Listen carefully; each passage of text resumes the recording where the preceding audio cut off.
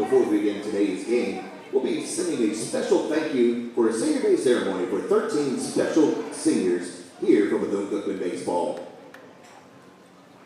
Our first senior here today being honored came to Bethune-Cookman in the fall of 2023 from Indian River State College, where he worked primarily as a relief pitcher for the Pioneers. In his rookie season for the Cats in 2024, Jeff Gonzalez appeared in relief efforts across 16 games, finishing the year with a 3-1 record. In 19.1 innings of work, the 14-8 Florida native struck out 24 batters and allowed just 276 walk against him. In his career at Daytona Beach, Jeff was 3-2 overall with 25 strikeouts and battling through some injuries. Last season, he had a career-high 4 punch-outs against UNF. This spring, he was batting cum laude as he finalized his degree in interdisciplinary studies. A proud alum of Treasure Coast High, ladies and gentlemen, Jeffrey Gonzalez.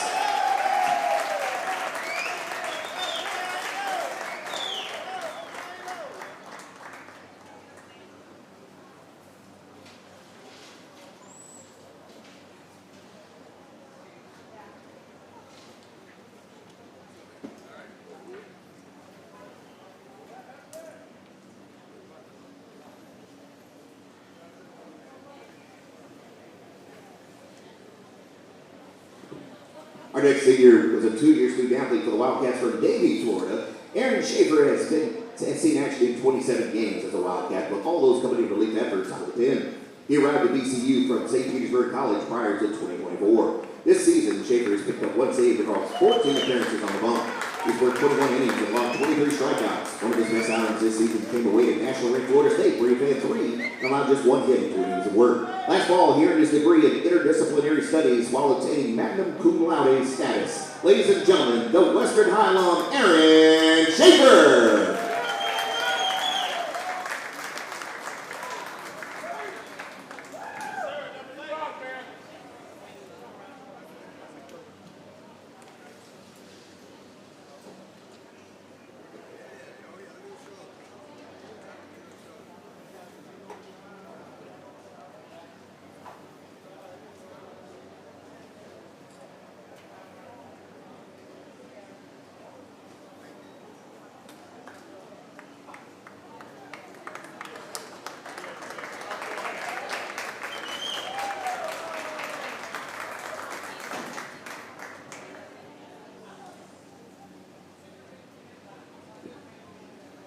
Our next senior came to BCU in fall 2023 from Barry University in Miami. Since his arrival to the Maroon and Gold, he's pitched in 20 games and thrown 21 innings respectively.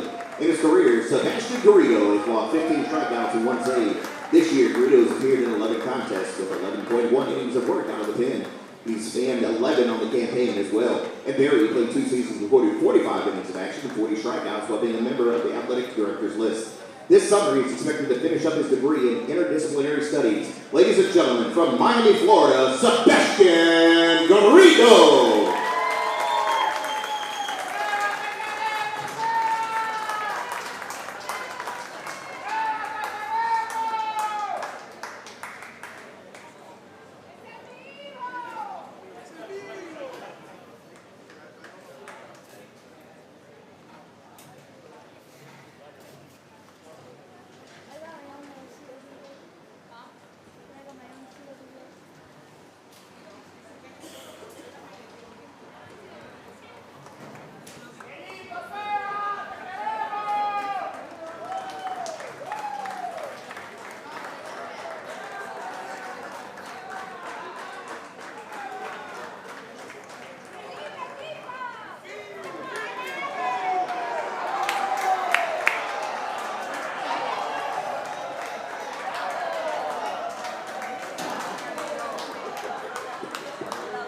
Four-year letter winner for the Wildcats, right-hander Marcos Gamboa has not only served as a starter for the Cats, but in key relief efforts as well. Despite being sidelined with injury much of this season, he enjoyed a stellar 2024 campaign in which he registered a 3-5 record in 13 starts. He worked 59 innings this season ago, striking out 34 batters and keeping opponents to 231. Average against him in the process. Across his career, Gamboa has picked up 5 wins in 109 innings of work, fanning 76 batters with a 1-0 record this year. He's appeared in 6 games across the campaign after coming back from injury in April. One of the most vocal players on the team, Gamboa has been a fan and team favorite since arriving to the Maroon and Gold. This summer, he will finish his degree in health and exercise science. Ladies and gentlemen, Marcos Gamboa!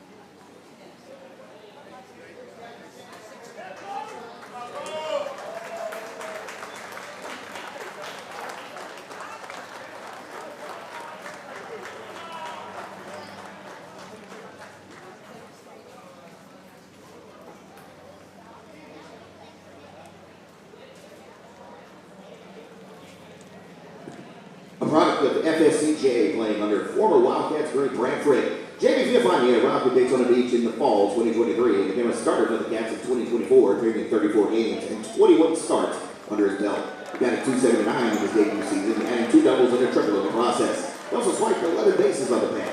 This season, the Temperate Times Florida native batted .219 with 26 appearances, 10 starts. He is a perfect 2 for 2 in total bases, driving 10 walks, producing 6 RBIs with 12 runs scored. He fields at a .942 mark with 19 putouts and 30 assists. He's already attained his degree in interdisciplinary studies last fall, finishing magna cum laude. Ladies and gentlemen, the alum of Pembroke Prime's Charter High, Jamie Fiafani.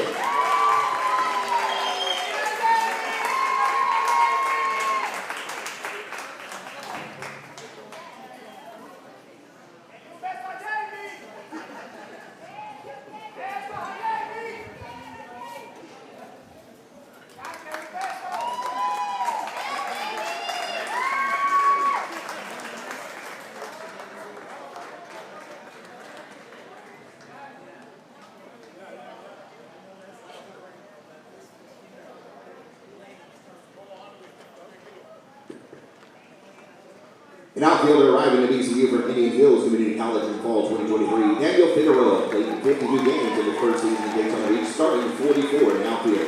In his 2-year career with the Cats, he's played 87 games and scored 53 runs, 66 hits, 34 RBIs, and 43 stolen bags. This season, the native of Toa Alta, Puerto Rico, bats .328 with 19 hits, 17 RBIs, and owns a perfect 1,000% in the outfield, with 40 putouts and 1 assist. And slugging percentage, Figueroa is at .397 and a .438 on base split. Defensively, overall in his career, he sits at .986 with 132 putouts. One of the best games at Grambling this season was a 3 RBI process. Just over a week ago, he completed his degree in interdisciplinary studies and was summa cum laude. Ladies and gentlemen, an alum of Leadership Christian Academy, Daniel Figueroa.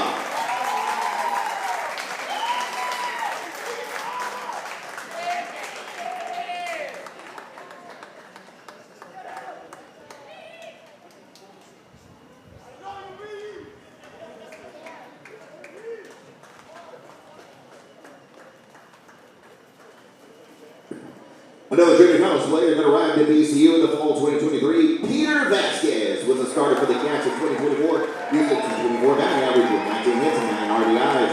He also had an on-base percentage of .337 across the campaign in his first season with the program, turning 5 double plays on the defensive side of things. This season, Vasquez appeared in 21 games and played 3 RBIs and drawn 9 walks. Defensively, he has 7 putouts and 13 assists in 20 plays. This summer, he will conclude his degree in interdisciplinary studies, a native of Cayama, Puerto Rico, and an alum of Chioma College. Ladies and gentlemen, this is Peter Vasquez.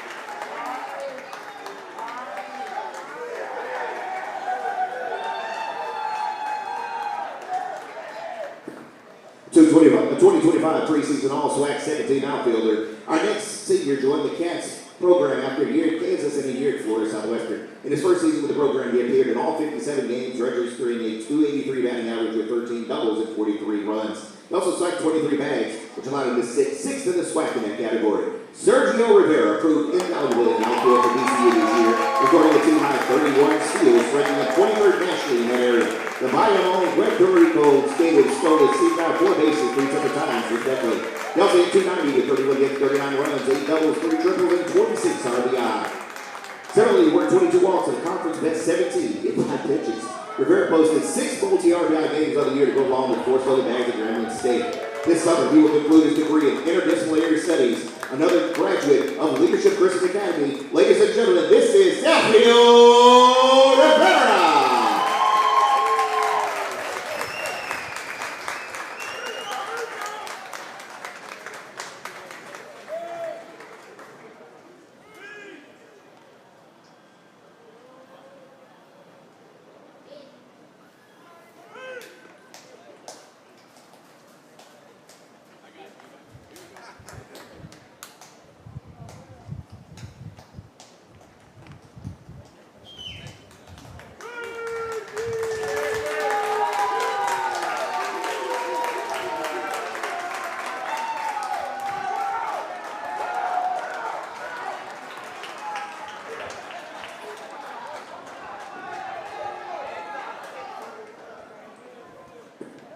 Arriving to DCU from Wabash Valley Community College prior to the 2024 campaign, Jorge Rodriguez has been a mainstay in the lineup as a starter, logging 75 appearances and 63 starts across 2 seasons under Johnny Hernandez.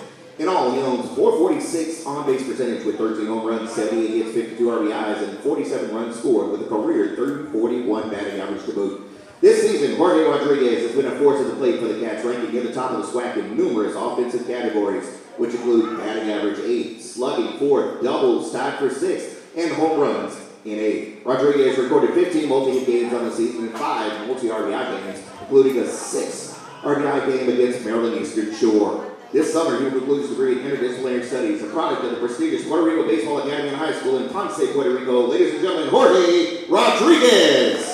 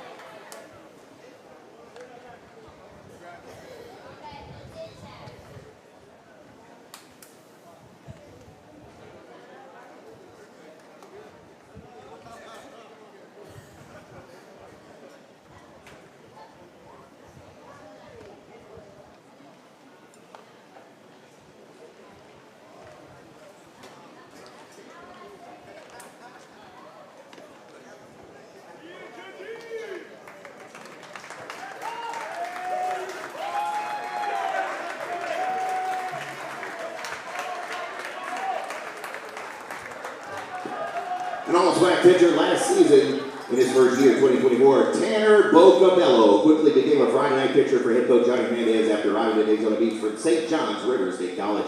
The right-hander was tabbed SWAC Pitcher of the Year by Perfect Game a season ago after finishing the year with a .293 ERA and a record of 8-3 in 15 starts.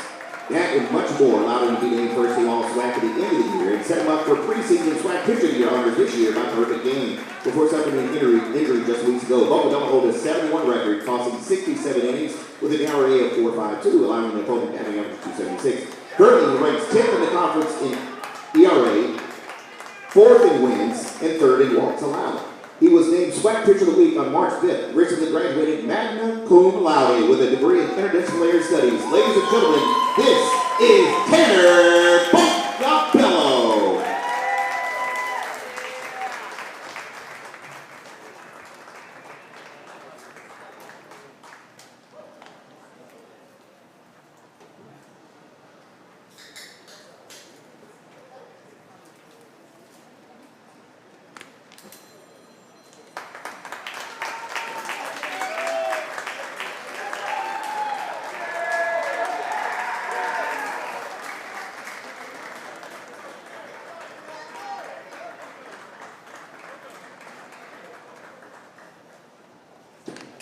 Four-year letter winner for the Cats for Barcelona, Puerto Rico, Irvin Escobar has been a staple behind the plate for the Cats since his arrival in 2022.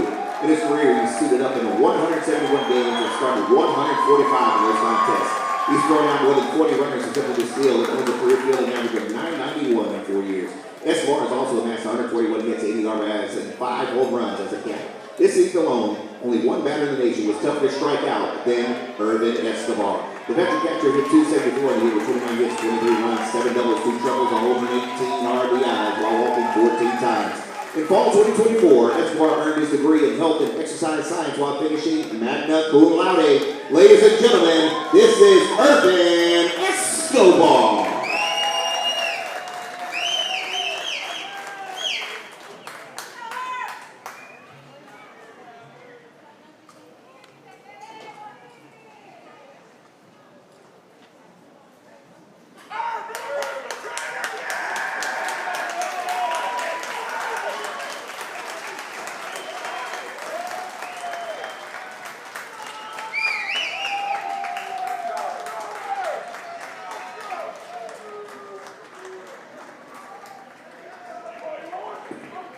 Preseason All-SWAC second team selection at first base. Our next senior is another product of a long line of great players coming to Daytona Beach from the South Florida area.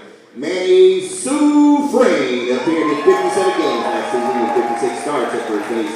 He led the room in goal this season to go with 5 home runs, which included a grand slam against VanU. Sue Frayne, an alum of Granite City High, came to VCU in 2023 and quickly carried a .317 average in his debut year. This season, he's missed the majority of the year due to injury. However, in started 18 games, Sue Frayne has batted .327 with 13 RBIs, 2 homers, and 114 putouts and 5 assists over at first. That includes a 3-hit performance against UWS earlier in the campaign, playing amassed 117 hits, 12 homers in his 3-year career. This summer, he is expected to conclude his bachelor's in psychology. Ladies and gentlemen, from Miami, this is Manny Sue Frayne.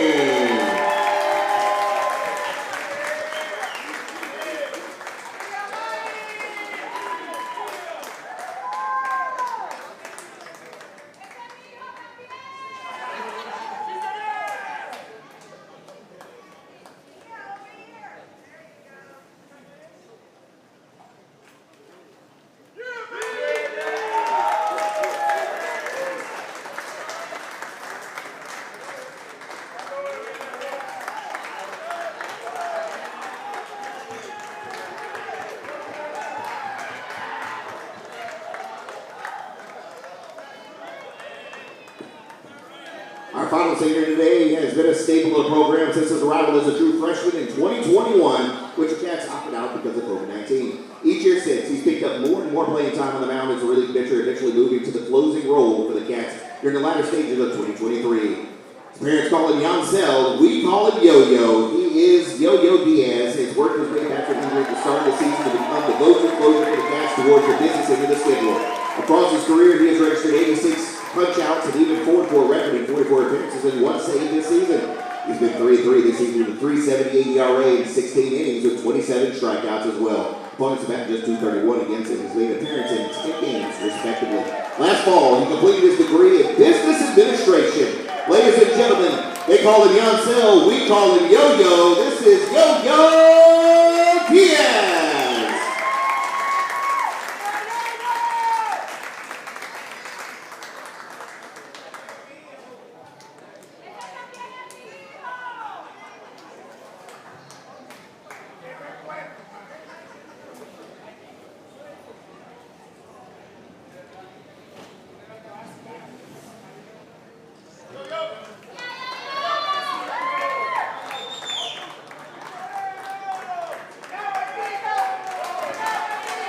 Ladies and gentlemen, how about a big round of applause for all 13 of our seniors here today? Wildcat Nation appreciates you, and you are always here to pray together. Hail Wildcats!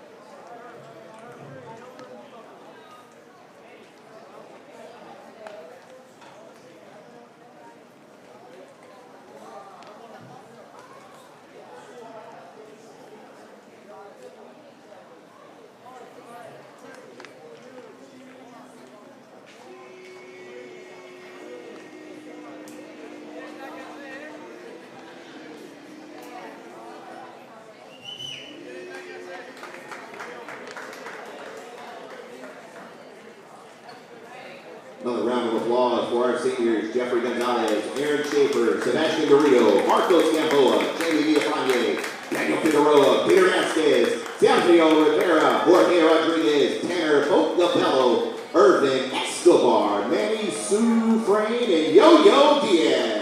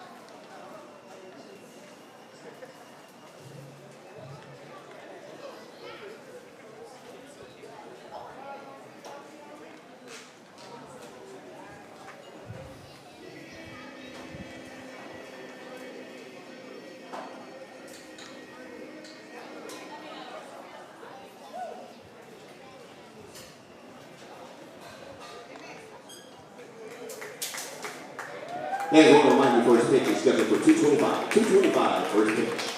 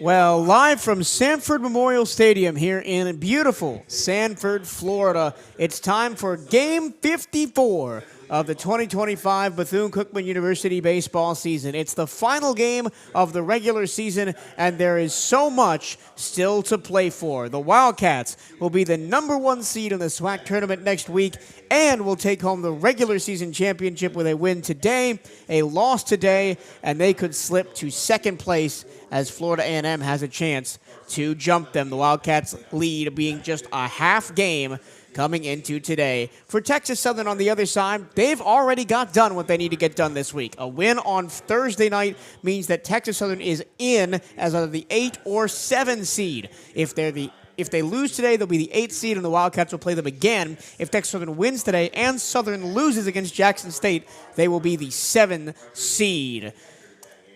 I spoke to head coach of the BCU baseball team, Johnny Hernandez, before today's game to get his thoughts on all things BCU baseball coming down to the last game of the season.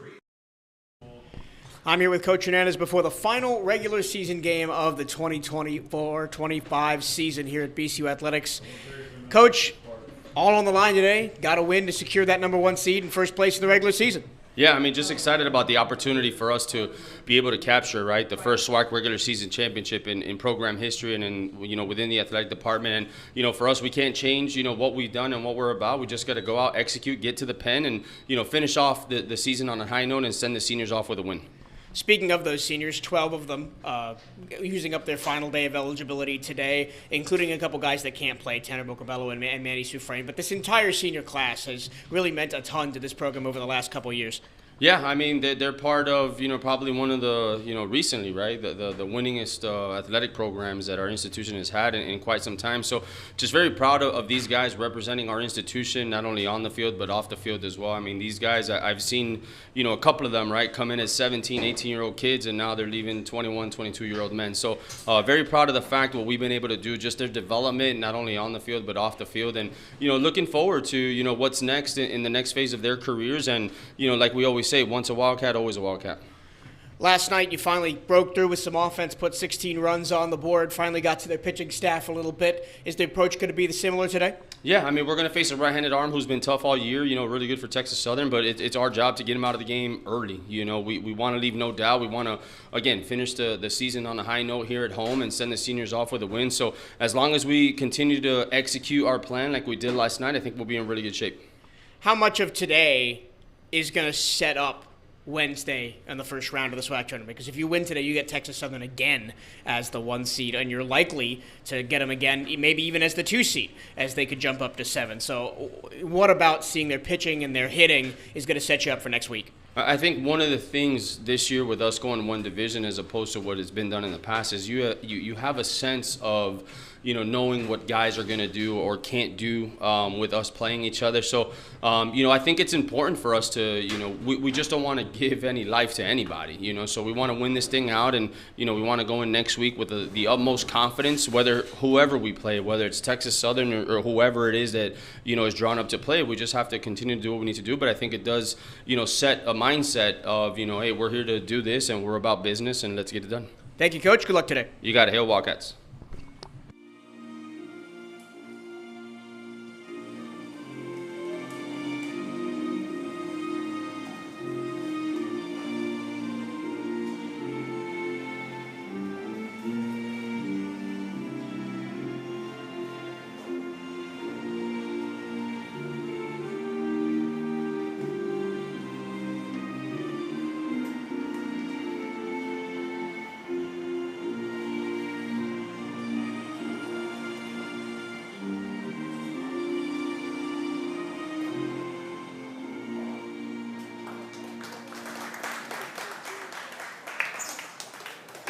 The Bethune-Cookman Wildcats will run out the exact same lineup that put 16 runs on Texas Southern last night. Darrell Lee in left field, Andre Martinez at third base, Jorge Rodriguez at first, Armani Newton behind the plate, Jesus Venegas at second base, Jeter Poyeto the shortstop, Irvin Escobar catching, Sergio Rivera in right field, and Daniel Figueroa in center. My apologies, the only change is Irvin Escobar coming back into catch. Jorge Rodriguez goes from catcher to first base. Well, Bryce, 80 broadcasts here on the CatEye Network from the first volleyball game back in August to today. We're not quite done yet. We still have the postseason to work out of, but it's a big accomplishment for us and the staff here at the CatEye Network and all the students that help work on these broadcasts as well. And here we are, final game of the regular season. Man, it always feels like it sneaks up on you, right? This is the time of year where, it feels days might be long, but the weeks and the months are short, and the baseball season is no better example of that. It feels like just yesterday we were starting out against Stony Brook, and it felt like the sky was falling a little bit, and then you look up now, and it feels like you're in pretty good shape heading into the tournament. There's, of course, a lot of emotions that come with the last game. There's a lot of emotions that come with senior day. There's a lot of emotions that come with what's potentially on the line today, but if we know anything about the way this team and this coaching staff operates, it's all business, and we expect it to be handled like it should be today, because all it takes is a win today, and you are regular season champions for the first time since joining the conference. That's a huge deal. That's a big boon on them heading into the tournament and a good spot for seeding. So I absolutely look for them to handle business today. And it starts on the mound with Pablo Torres, right? As someone who came into the year as preseason SWAC reliever of the year, missed the first part of the season due to injury, then has been forced into a starting role because of the injury to Tanner Vocabello, and his last couple of starts haven't been terrific. I mean, he's posted a 5.21 ERA. He is 2-0 because the bats have been really good behind him. 6 appearances, 4 starts, 19 innings pitched for Pablo Torres, as the first pitch of the game is low ball 1. He's allowed 17 runs on 23 hits, just 11 earned, walking 4 and striking out 14 with an opponent batting average of .274. That one catches the bottom of the zone. Strike one. Umpires today: Royce Morrison behind the plate, Robert Reyes at first, Robert Nunez at third. The 1-1. Up and in, called a strike, and it's 1-2. Kelton Phillips leads off. He had 3 singles last night, which were 3 of the 5 hits that Texas Southern had in the ball game yesterday, as he watches one outside 2-2. The top 2 in this Texas Southern order, Kelton Phillips and Bryce Hughes, have been the damage dealers this weekend for the Tigers. Bryce. 2-2. Down low, full count. And for Torres, it's all about minimizing, right? They're not expecting him to go out there and be a world beater. I mean, we know what he's been capable of as a reliever, but it's not the same approach, right? You just need to get through it and give the bats a chance to do what they've done, especially last night. In the air, center field, and pretty deep. Going back is Daniel Figueroa. On the move, makes the catch running into the wall.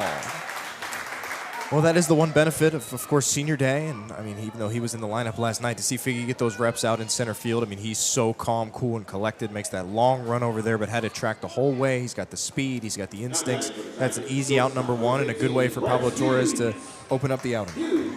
Now here's Bryce Hughes, who had the biggest hit of the weekend for Texas Southern, the inside-the-park home run to give Texas Southern the lead in the 8th inning on Thursday night. He fouls one off, and that was all that Texas Southern needed. They didn't look back. They won the game 5-2 and secured their spot in the tournament. They will be there, likely facing the Wildcats again next Wednesday. Swing and a miss, and it's 0-2.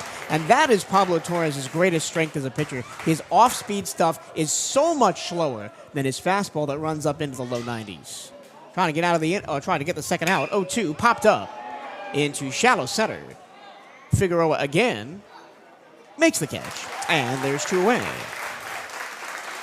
So many times we talked about how the Wildcats tend to get behind early in these games, but last night's a great example of what's possible when you're the first to strike and when you're keeping guys off the board early. So it's good to start fast, and we know Texas Southern, we said it all weekend, they are not afraid to swing away. They're going to put a lot of balls in the air, so you got to rely on your outfield to get some quick outs. 2 away now. Here's Jaden Jones, the senior, batting .361. First pitch, strike down Broadway. Last time out for Pablo Torres went as deep as he's gone all season. 6 innings pitched for Pablo. Swing and a miss, late on the fastball, 0-2. Allowed 5 runs on 6 hits, but only 3 of them were earned as the defense kind of fell apart behind him. Thankfully, the Wildcats scored 14 runs in that game, so those errors didn't come back to bite him too much. 0-2. Upstairs, 1-2. And for Pablo Torres, who was originally recruited as a starter, then moved to the bullpen, and now is back as a starter.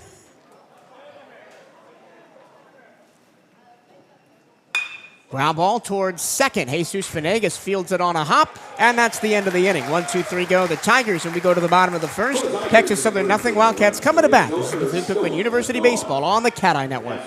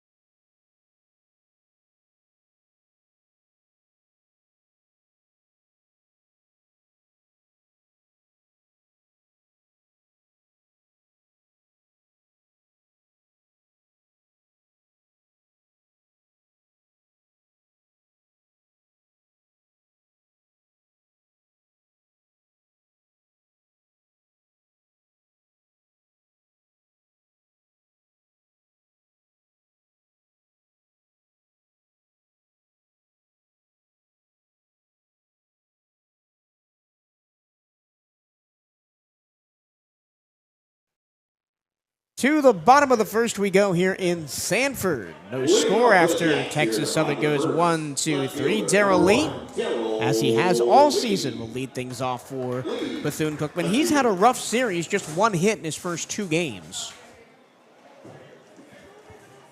And the Wildcats will face Justin Mays, the right-handed freshman for Texas Southern. His first pitch of the game is upstairs and out for ball 1. Mays on the year, a 9.07 ERA, 2 and 5, 11 appearances, 10 starts, 43 and 2/3 innings pitched. And the 1-0, up and out 2-0. He's allowed 48 runs on 56 hits, Mays, with 44 of those 48 earned. Striking out 32 and walking 41. The 2-0 to Lee. Swings and misses at a fastball let down. And it's 2-1. Lee on the year, batting .295. Was batting .300 before this series started. As he fouls it away, it's 2-2. But again, a rough weekend for Darrell. And as a leadoff guy, you really need his on base to be high, and it is at .436. Swing and a miss, and Darrell Lee goes down. And that's the first out of the inning. Up and away fastballs. We've harped on it for the last couple of weeks. It's become a crutch for these Wildcat hitters. Yeah, and the strikeouts have really been the culprit for when it's gotten as cold as it can get for this roster. And a lot of times they've relied on the one big spot, the 1 or 2 big innings, and everything else has kind of looked a lot like that. And that's the kind of at-bat you have to avoid come tournament time. Everything's got to be competitive and be productive in some way. Now it's Andre Martinez. First pitch swinging, puts it in the air to center field. Going back is Phillips. He will track it down near the track. 1 pitch, 1 out, and there's 2 away. Andre Martinez coming into the game just 1 home run shy of tying the single-season record for home runs here at Bethune-Cookman. He's got 19 coming in. The record is 20. I think that's on his mind a little bit today. I'm not sure. It's interesting to consider for sure. I know he's just... I think the long ball is always on his mind. I don't know if it's necessarily the record that's at the top. Now 2 away. Here's Jorge Rodriguez, also homered last night as the Wildcats put 3 home runs in the first. He also leads the team in batting average at .389. Had a chance coming into this weekend to finish the regular season batting over .400. He pops it up right center field. Lejeune shielding his eyes from the sun, and it's eventually Phillips to come in and make the catch. So both teams go quietly in the first. We go to the second. No score here on the CatEye Network.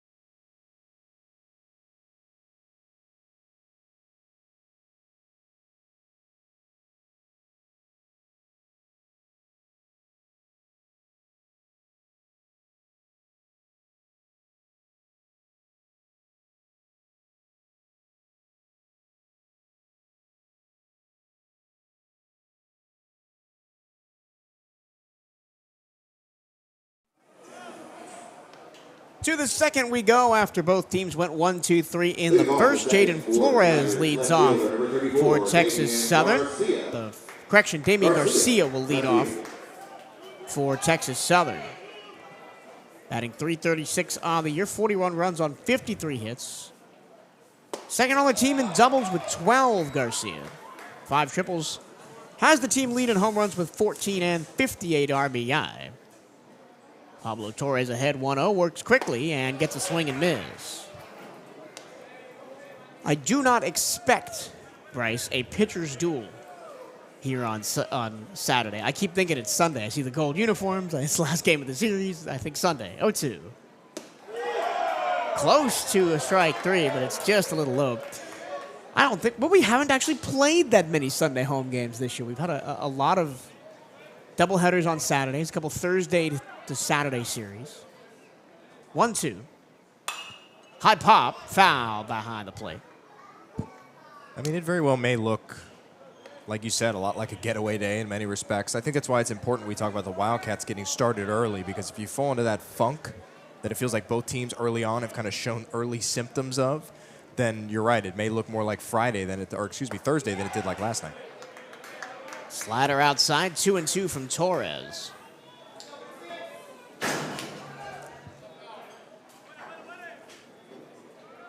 In his last 2 outings, Pablo Torres, as here's the 2-2, fouled right at home plate. We'll do it again. Has thrown 83 pitches in a win against Alabama State. That was the 10-9 win on that Friday game. Didn't look great, gave up 6 runs on 9 hits, but still picked up the win as the Wildcats came back. And then 6 innings, as I mentioned, against Grambling State through 94 pitches. So he's up there and able to give you that distance from the starting spot. You just got to understand that he might give up some runs, but he's not giving up anything so far as he strikes out Damian Garcia for his first K of the afternoon. Yeah, that was a conversation we had with Coach, heading into this kind of opportunity for Pablo. Is this something he's built for? Is this something that he can go back to after being that reliever, that go-to kind of closer mentality for so long? It's a big adjustment, both in being stretched out to go that long and how you're kind of divvying up your arsenal, even on how much you put on the fastball. But the velocity stayed consistent, and he's been able to adapt very well. First pitch of ball to Jaden Flores, who is now at the plate. Flores batting .262, 45 runs on 42 hits, 8 doubles, 2 triples, 10 homers, and 41 RBI. Swing and a miss. Fastball in on the hands, 1-1.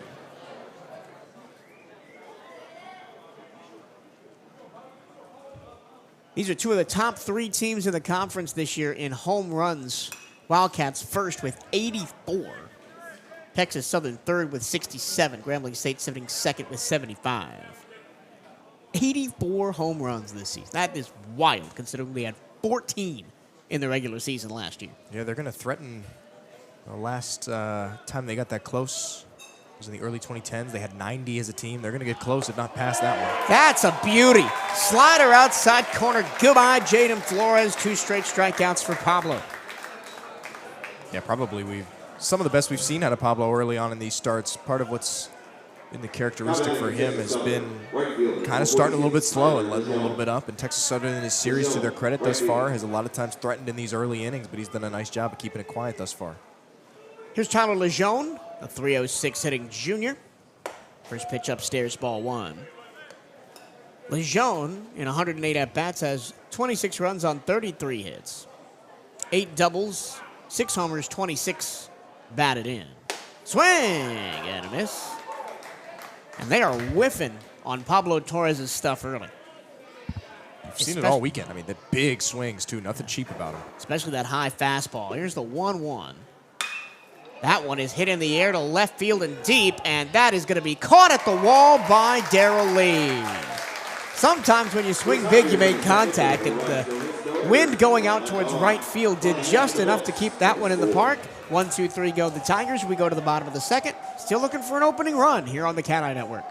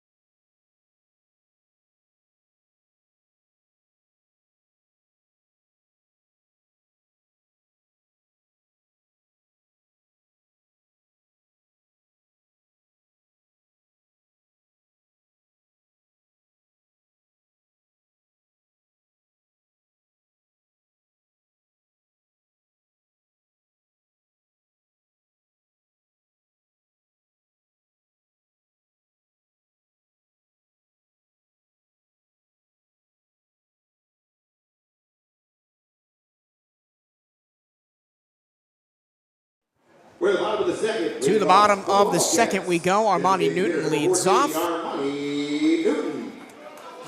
In a night full of home runs last night, you'd think Armani Newton would have got one, but no, he was 2 for 4. Single, double, and 2 runs scored.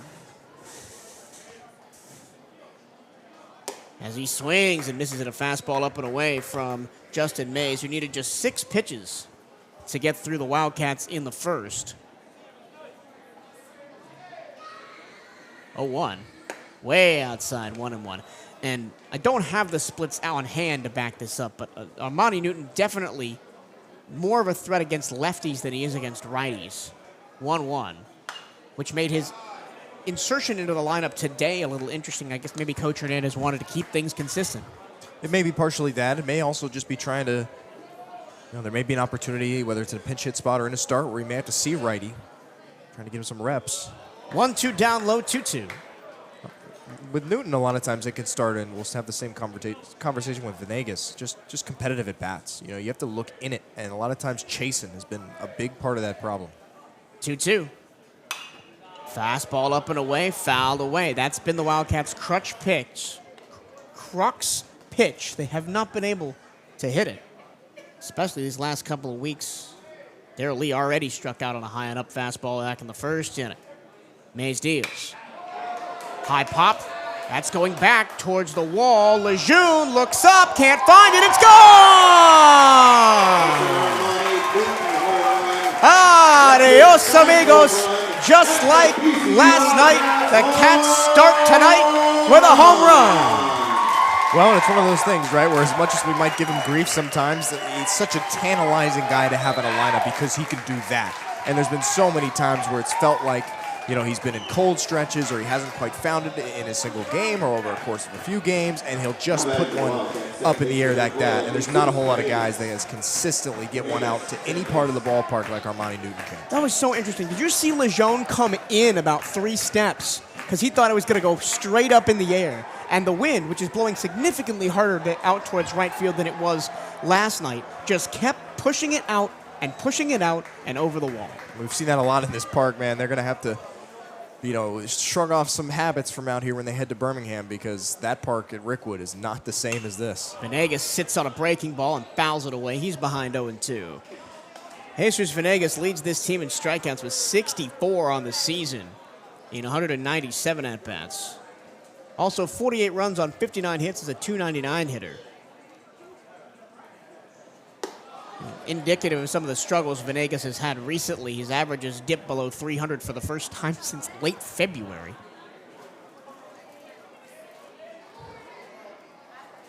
He's behind 1-2. Mays deals. Grounded towards short. Hughes fields it. Across to first, a little high, but Trejo makes the catch, and there's one away. I would prefer that to striking out. Like, you put in the play, and even a routine play like that, it was a little high, and Trejo had to reach for it. Absolutely. That's been the difference, but that's really what's made watching Venegas at times be a little bit frustrating. Is absolutely. I mean, he very nearly beat that one out, made it a close play. Credit to him for the hustle, but that goes a lot further than fishing for strike 3. Here's Jeter Poyeto now, had a solo shot on Thursday night, and then last night was 0 for 2 with a walk, a hit by pitch, and 2 runs scored. And he puts one in the air. That's going to hold up. Garcia comes in on it and makes the catch. 1 pitch and an out for Poyeto. 2 away. Again, I don't like the first pitch swingings, especially when you know that Texas Southern has nobody in the bullpen. They've thrown so many pitchers, especially yesterday. You know you can hit their bullpen, make the starter work, and work good at bats. Yep, if you can get to that bullpen in first 4 or 5 innings or so, you're going to be in really, really good shape. Here's Irvin Escobar. Check swing, breaking ball, strike 1, who is the epitome of good at bats. It seems like he doesn't have a bad one. Doesn't always mean it's a hit, doesn't always mean it's a ball in the gap or a home run, but he's forcing the defense to make plays. Fouls one off the end of the bat, 0-2. I feel like I'm jinxing it every time I bring it up, but just 4 strikeouts in 110 at-bats. Number 2 on the NCAA hardest to strike out rankings, and he's top 10 for the 3rd year in a row. Check swing, ball in the dirt. Did he go? Yes. Well, there's strikeout number 5 at the end of the inning. Well, I did jinx it that time. Yeah, sure did. A run on the home run by Armani Newton, and the Wildcats take a 1-0 lead as we go to the 3rd here on the CatEye Network.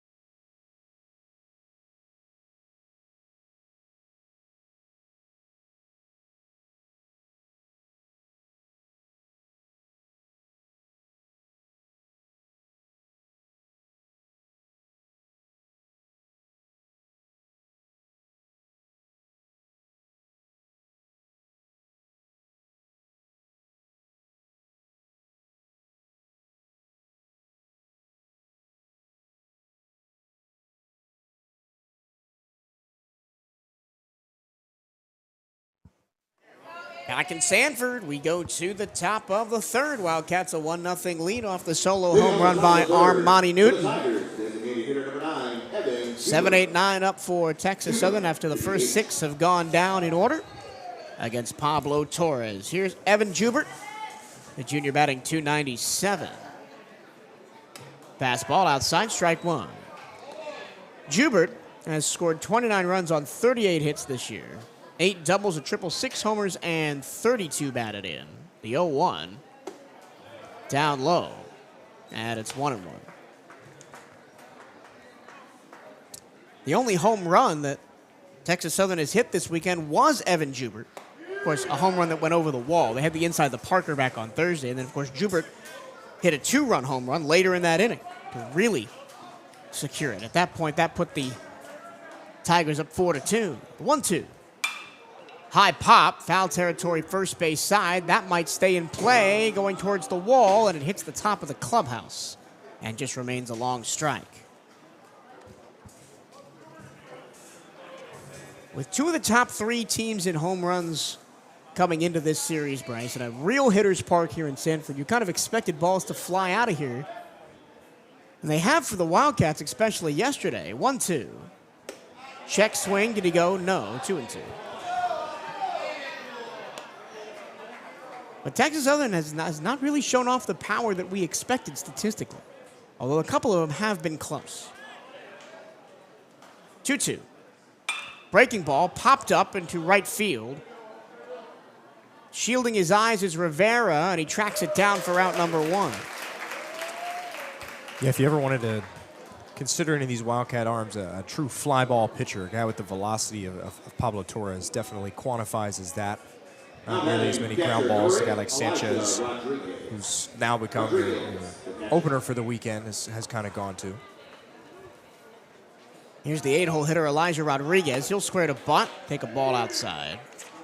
Rodriguez started at catcher last night, went 0 for 2, and then came in and pinch hit on Thursday for Alex Diaz and got hit by a pitch in his only plate appearance in that game. Fastball up and in, 2-0. And I say this for all the Wildcat pitchers. It's important to attack the zone early in counts and not get behind like this. 2-0. Upstairs 3-0. The main issue last night with the Wildcats, even though they won 16-4, was the walks. It's really been one of the bigger issues staff-wise, is one that maybe we don't give as much shine as we did to previous years, even though they have been excellent. And that's a 4-pitch walk, and the first base runner for Texas Southern, as Elijah Rodriguez takes his base, his second free pass of the series. And now here's Jonathan Trejo, who played on Thursday. Trejo, first base. 1 for 4 with a single and a run scored. Didn't play yesterday. Squares to bunt, takes a strike inside. On the season, Trejo batting .307. 28 runs on 39 hits, 7 doubles, a homer, and 29 batted in. You say Pablo Torres a fly ball pitcher in a park like this with wind like it is today. That could be a bad thing. You really just have to put one in the air, man, especially to, this weekend it's been all to right, but the first couple of times it was all left. Just put it in the air, really, truly, and it can get blown out of here. Torres behind 2 balls and a strike. And we saw it change for Logan Wirt last night extremely quickly. Line drive, base hit off the end of the bat to the opposite field, the right-hand side. And just like that, with 1 away, Texas Southern is threatening with 2 on.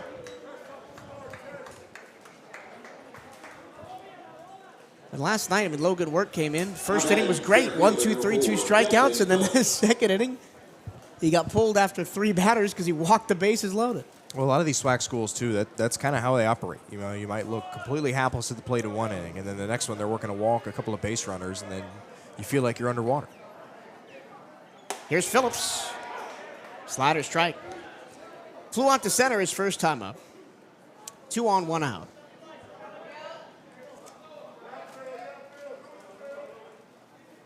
The Wildcats have also turned 5 double plays in the infield this weekend.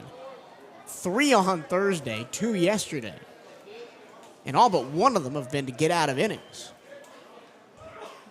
Swing and a miss as Phillips chases one down and away, 1-2.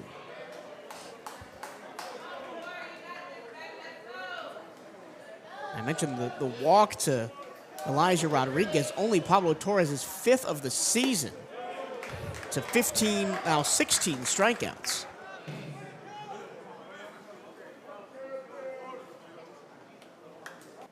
Fouled straight back. I'd like to see Torres attack fastball in like he did there. Not a ton that Phillips can do with that ball. Really, anything elevated was kind of always been Pablo Torres' bread and butter. 2-2. Tried to get the swing and miss on the slider. Didn't get it. And it's 3 balls and 2 strikes. This is where mid-major college arm, do you have that guaranteed pitch you can go to? That one's fouled right at home plate. And everybody's stopping. The ball hit home plate. Irvin Escobar says what's going on. It was a foul ball. It hit the bat. I heard it hit the bat. Yep. Now Coach Hernandez wants to know what's going on. I think they want it fair with Irv corralling it, tagging. And then throwing to third. Yep. But I don't think it's fair. I think it hit the plate. I also don't think, I'll say it again, without any replay, I don't think we're changing any of that. Again, I'm not even sure that's something you could review if you had replay.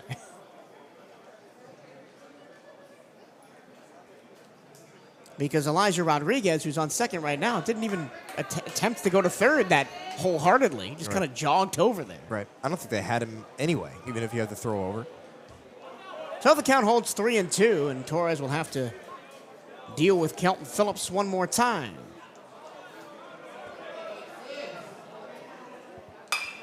Fouled away. We'll do the 3-2 again. These are the kind of at-bats that really start to worry you as we get further and further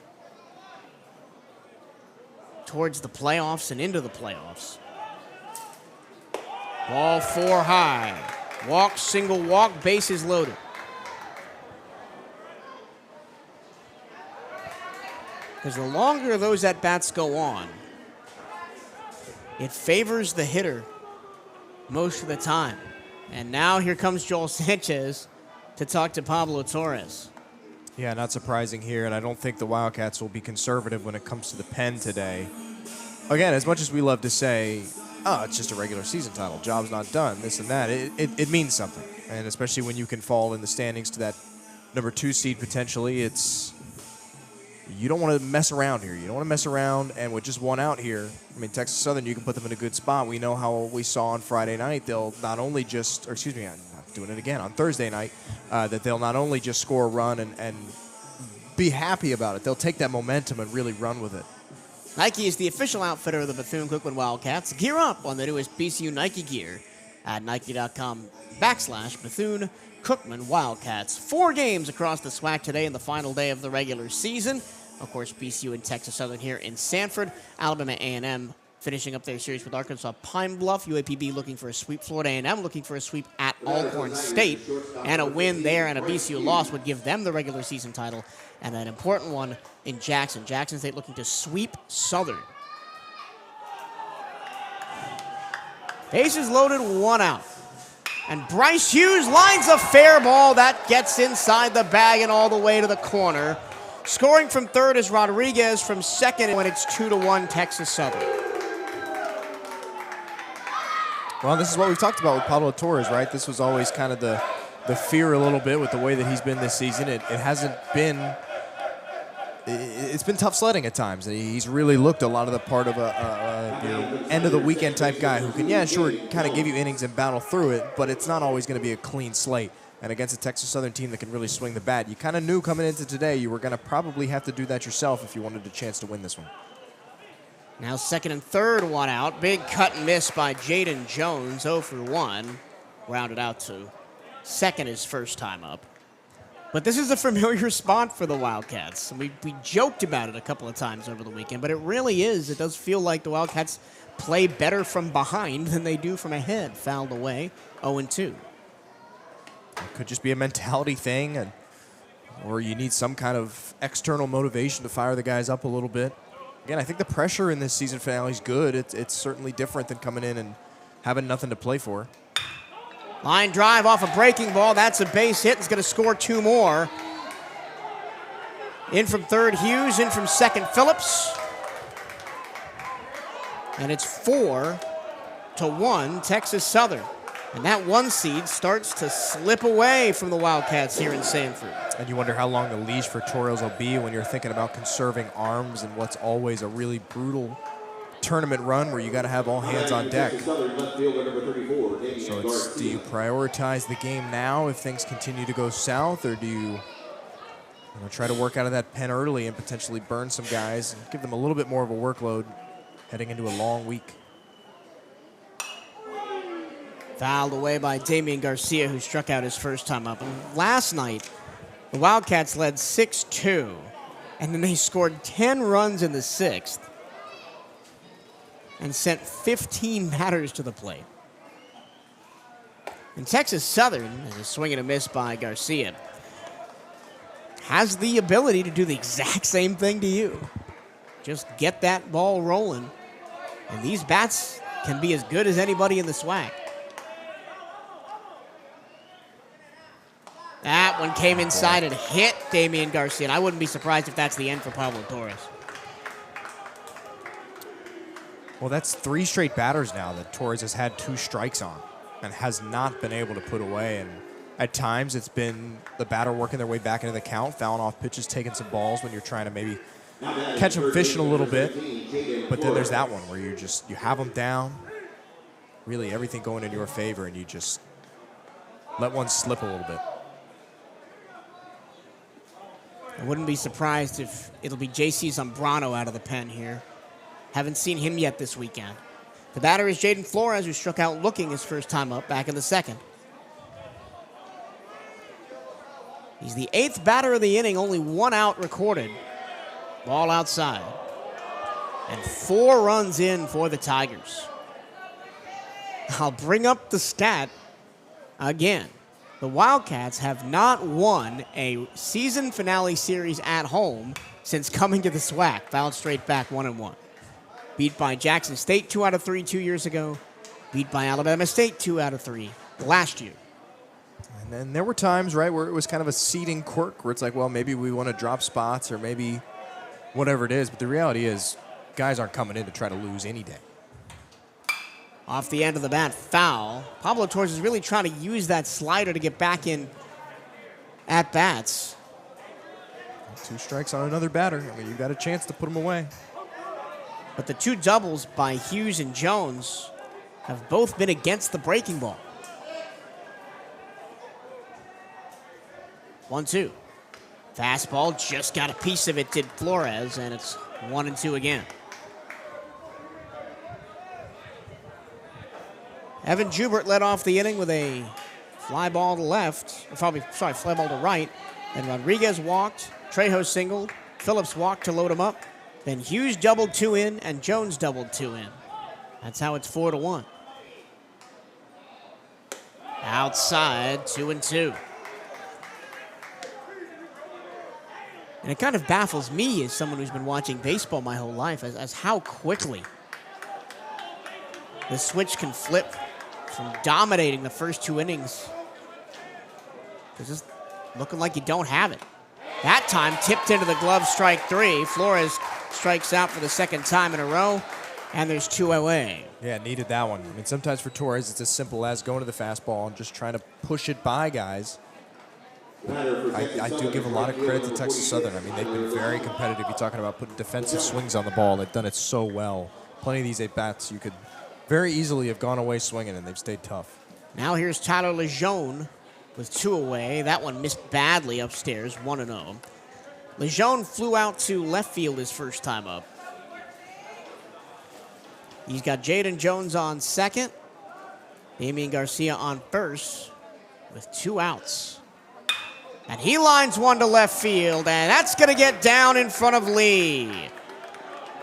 Scoring from second is Jaden Jones, and it is 5-1 Texas Southern, and they have batted around here in the 3rd. And that's the end for Pablo Torres as here comes Johnny Hernandez. Well, that's a little unfortunate. I mean, that's back-to-back nights now that you look at your starter and you don't feel the best necessarily about what they've been able to give you. Both kind of getting into trouble in these early innings, and we talked about it. Texas Southern's been a team that started hot in this series, even if it hasn't necessarily resulted in runs. This is certainly the worst of the weekend thus far. But we know they're capable of it, and it just takes the one big one. It looks like it's Hasmin. It might be. I mean, Hasmin's been really good these last couple of weeks. Yep, that's who they're going to go to. So it'll be the sophomore right-hander out of San Juan, Puerto Rico, Carlos Hasmin, to come in and replace Pablo Torres. Hasmin on the season, a 5.12 ERA, 1 win, 1 loss, 1 save. That save against Grambling State last week. In 19 1/3 innings pitched, he's given up 13 runs on 17 hits, 11 earned, striking out 19 and walking 19. You move from somebody who you thought really had a lot of control in Pablo Torres and hasn't shown it in this inning to someone who's got great stuff in Hasmin but can be a little wild. He's allowed 3 doubles, no triples, 2 homers, 4 wild pitches, and has hit 5 batters. Talk about big spots, testing opportunities with, a really big swing coming up in the next week. I mean, this is another good one. They show us that, it hasn't been fluky. It's been consistent. Hasmin is someone who's kind of come out of nowhere and really stepped up in the last couple of weeks. And if you have another arm to add to that pen that you really trust, along with your core couple of guys, I mean, that's a big spot. So this is a good one here. Where maybe work a little bit longer than he's used to, give you a couple more innings, but it all starts right here. You still got 1 out to get out of this jam. He pitched twice against Alabama State 2 weeks ago. 2 2/3, gave up 2 runs on 3 hits in the first game. And then in the third game, came back in and went an inning and 2/3, gave up nothing on 1 hit with 3 strikeouts. Had 3 strikeouts both times. And then against Grambling State, pitched the last 2 innings of their 14-5 win, the second game of that series. Gave up no runs on 2 hits, didn't strike out anybody, walked 1. Couple of rough outings for Hasmin. Just a third of an inning against Southern, gave up 2 runs. 2 2/3 against Maryland Eastern Shore, gave up 2 runs. But a lot of times he's been used for, 1 inning, a third of an inning. His longest outing of the year is that 2 2/3 against Alabama State, where he threw 45 pitches. His most pitches thrown was in that Maryland Shore outing, 2 2/3. He went there with 64. Designated hitter number 9, Evan Jubert. And now here's Evan Jubert, who started off this inning by flying out to left, and he will bat again with 2 outs and 5 runs in.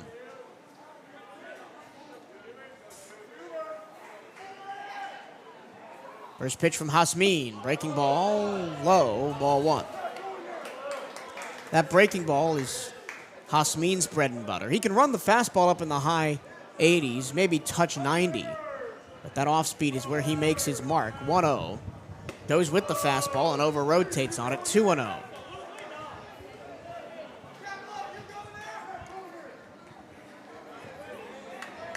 Remember, this game is must-win for Bethune-Cookman if they want the number 1 seed. Otherwise, they will fall to the 2. Swing and a miss on the fastball from Hasmin, 2-1.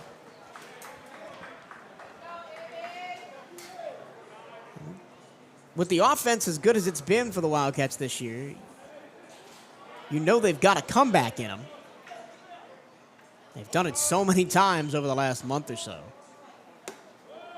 Go back to first. Sliding back in safely is Garcia. Lejeune. Garcia's on second.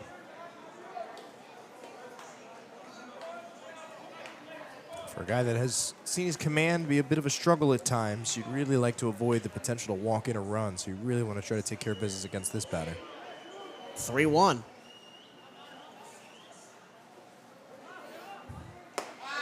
Cut and miss on that outside fastball, and it's 3-2.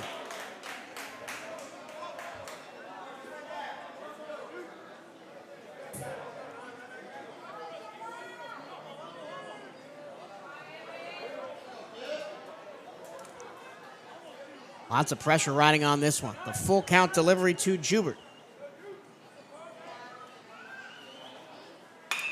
Grounded foul outside of third. Jubert was waiting on the 12-6 curve, and he got it inside corner, just a little bit out ahead.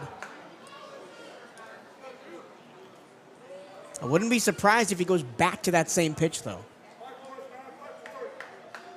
The wind whipping across the diamond, left to right, coming off the lake from beyond the trees over there. 3-2 again. Pop foul out of play.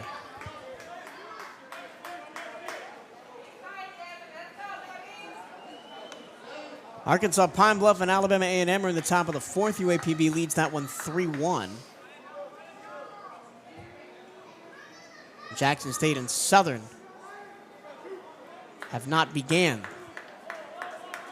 their final game of the regular season out there. Once again, the 3-2 from Hasmi. Ball four walked him upstairs and in. And the inning continues. We'll see batter number 11.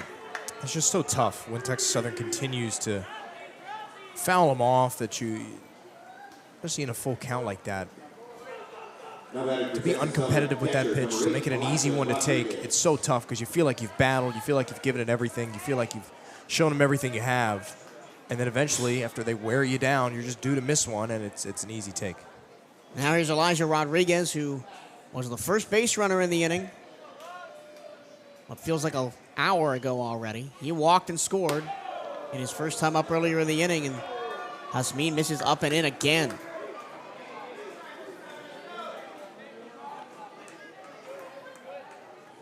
The Wildcats set the first 7 down in order. Since then, 5 have come in.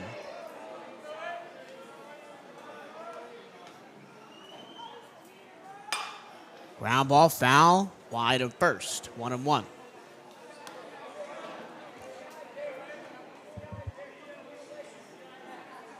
Up next for the top 8 teams in this league, it's a trip to Birmingham, Alabama, and Rickwood Field will be there starting Wednesday for our coverage.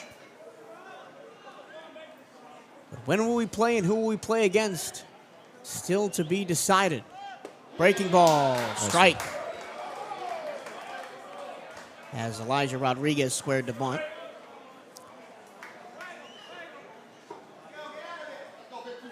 Even if Texas Southern wins today, the Wildcats could still face them in the 2-7 game if Southern loses to Jackson State today. 1-2. Slow chopper, that will go foul down the third base line, and lucky for the Wildcats too, because they had no play anywhere on that.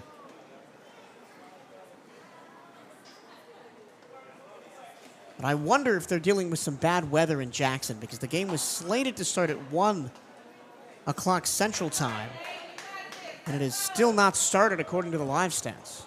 Weather has been kind of nasty in that part of the country. Not just rain and wind, there's been tornadoes rolling through.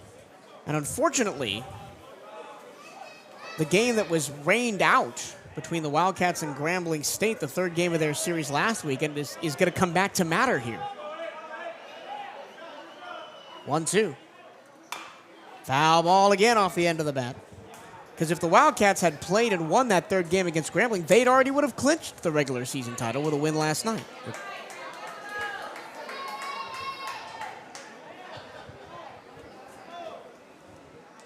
We were talking before the game about, no, maybe we need to make the game up, and that's not going to happen. There's no time unless you want to play it Monday. And where would you go? Plus, you'd probably like to have the rest. Fouled away again, and the at-bat continues. Elijah Rodriguez battling. Carlos Hasmin trying desperately to get out of this inning without allowing any more damage. Already 5 runs on 4 hits in the inning.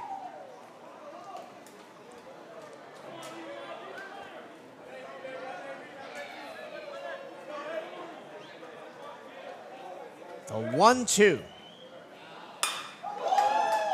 Liner towards second. Venegas finally ends the frame. 5 runs, 4 hits, bases left loaded, and we go to the bottom of the third. Wildcats with a lot of work to do, down 5-1 here on the CatEye Network.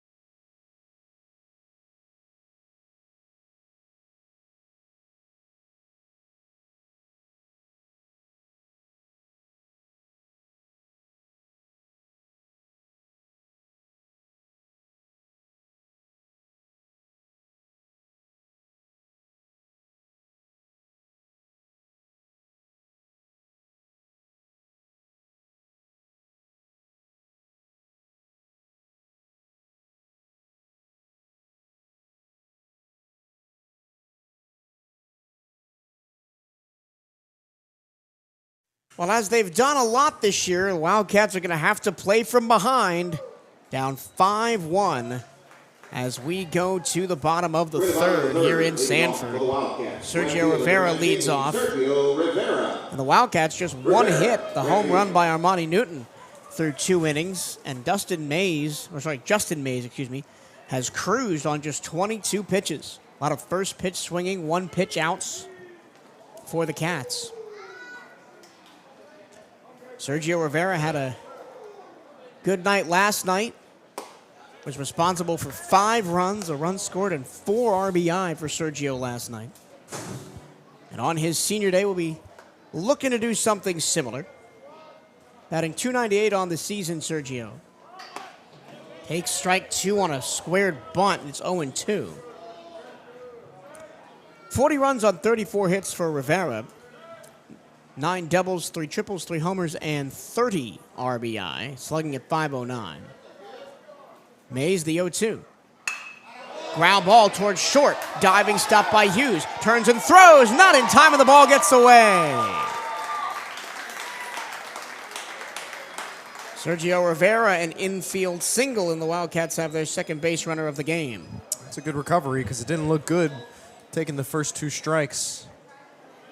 But, I mean, that's what it's going to take now is the rallies, right? So you got to get away from the big home run swings. We know Sergio's not one to necessarily go hunting for those. Between him and Figueroa behind him, you get that last season look at what the offense largely looked like. Yeah. Figueroa last night, 2 for 4, 2 singles and a run scored.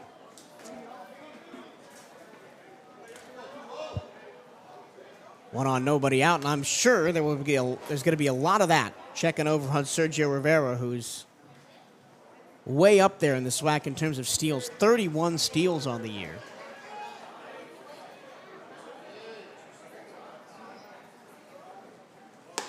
Fastball outside, first pitch to Figgy, 1-0. Rivera top 5 in the SWAC, 5th place. Bryce Hughes for Texas Southern is second with 44 steals. 1-0. Strike called at the knees, and after every pitch, Elijah Rodriguez behind the plate is just hopping up to see if Sergio Rivera is going to try and snap second. 1-1. Caught the outside corner, 1-2. Really wide outside corner there for Royce Morrison.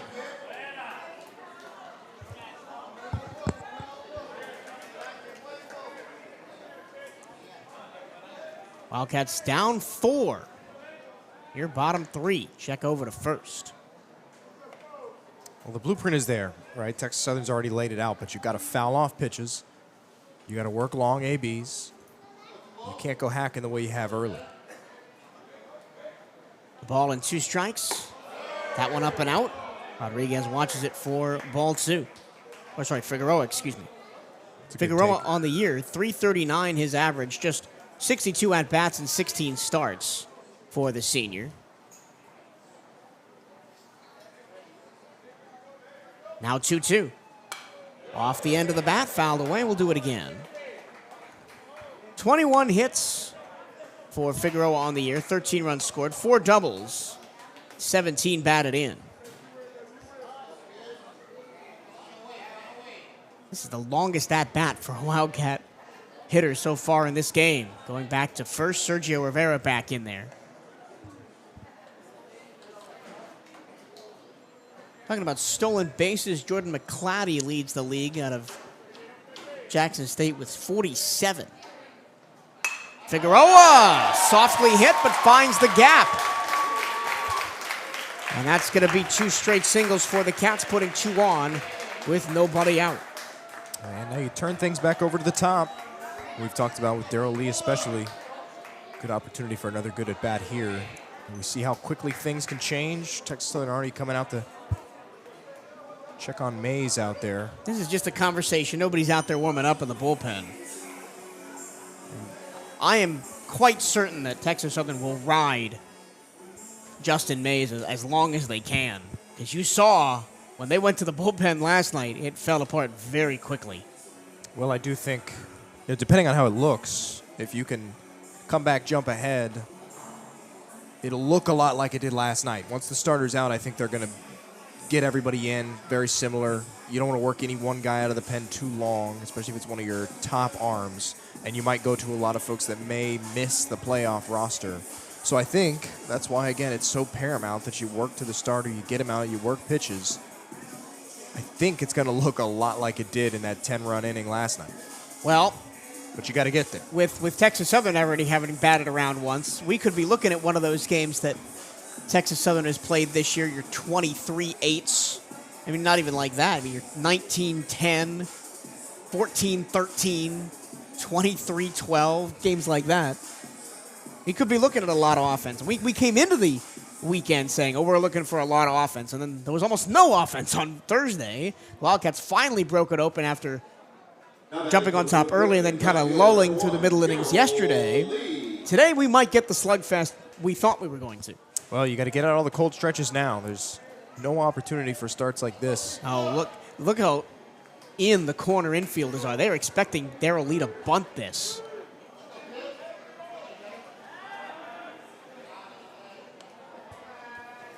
And I think that might have been what the meeting on the mound was for. Because Darrell Lee has the speed to beat out a bunt. And with two guys on already, Lee does foul it away. Not going to bunt. And we'll see if the infield backs up now. The corner infield does back up to about the baseline. As the chess game being played between the coaching staffs here. Lee struck out his first time up. And this time he rockets one. Down the first baseline and fair! And to the corner, it's going to knock off the 330 sign. Scoring from second is Rivera. Here comes Figueroa. He slides in safely under the tag all the way from first. And the Wildcats, 2 runs on the board without an out here in the third inning, and it's 5-3. And what a great opportunity for Darrell right there. Fouling off a tough pitch to start and then sending that one back the other way. Really great to see a really good swing on the ball after what's been a little bit of a tougher weekend, but we know he's another one that you really want to be able to get going ahead of the tournament at the top. He's been so valuable for you. And when you've got 41, make it 43 RBI on the season now out of the leadoff spot, that tells you a lot, not only about how the bottom of the order has been able to set the table, but on how he's been able to cash in. Another great opportunity there. Here's Andre Martinez, swung at the first pitch and flied out lazily to center field his first time up. He's got Darrell Lee on second. He's the potential tying run here, Martinez.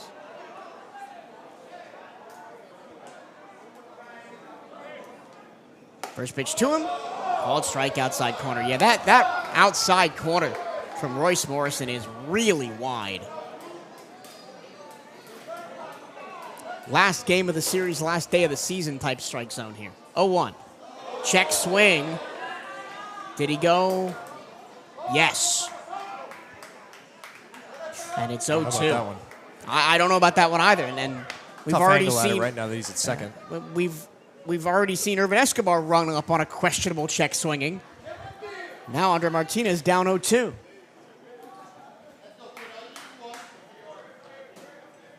Check back to second. And Mays comes home with it. Got just a piece of it, a feather of the ball. And the count holds 0-2. So the last 2 pitches, Mays has gone for that diving curve that breaks really late. If it was any faster, I'd call it a cutter. And Martinez looking at another 0-2 pitch.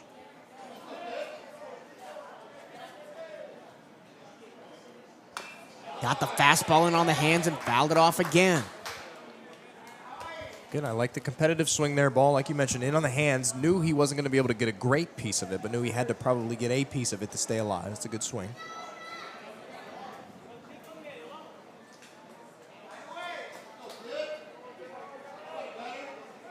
For the third time, we'll do an 0-2 to Martinez. And we'll do it a fourth time. That was tough. He missed his spot. They're setting up low, which is something that we've seen a little bit this weekend when they've been facing Martinez, just trying to keep it down, trying to force him to roll over something. Missed it high, but I don't think he was quite expecting it. It was a little bit too high, thankfully. For the fourth time, the 0-2. Setting up down in the zone again. And Martinez barely gets a piece of the breaking ball. Yeah, and see, that's the swing they want. On that breaking ball, it's really hard unless you really dial it up. On the breaking ball for Mays is dying well short of the plate. But you have to protect here if you're Martinez. You can't just let it go. For the fifth time in the at-bat, here's the 0-2.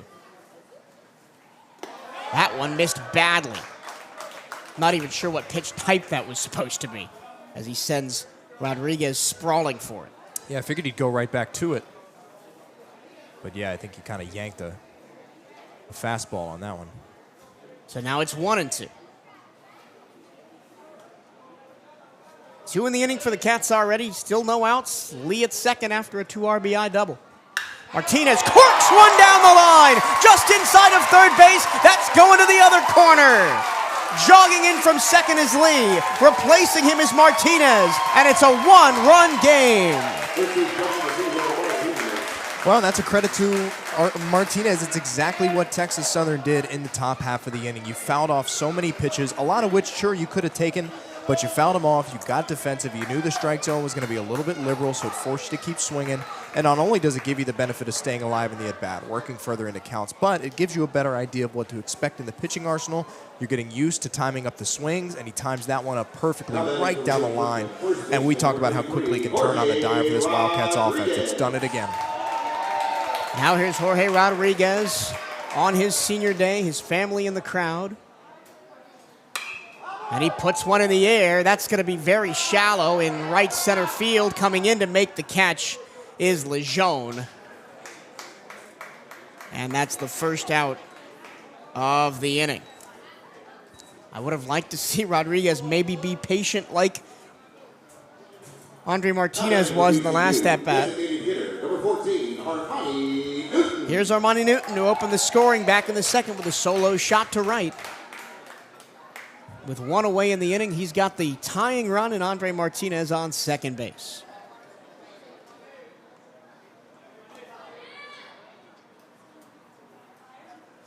First pitch to him, spiked to the plate, ball 1.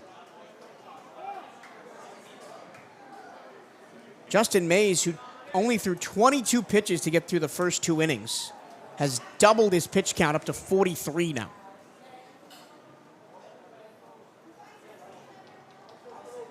Pablo Torres threw over 60 pitches in 2 1/3 before he was pulled for the Wildcats.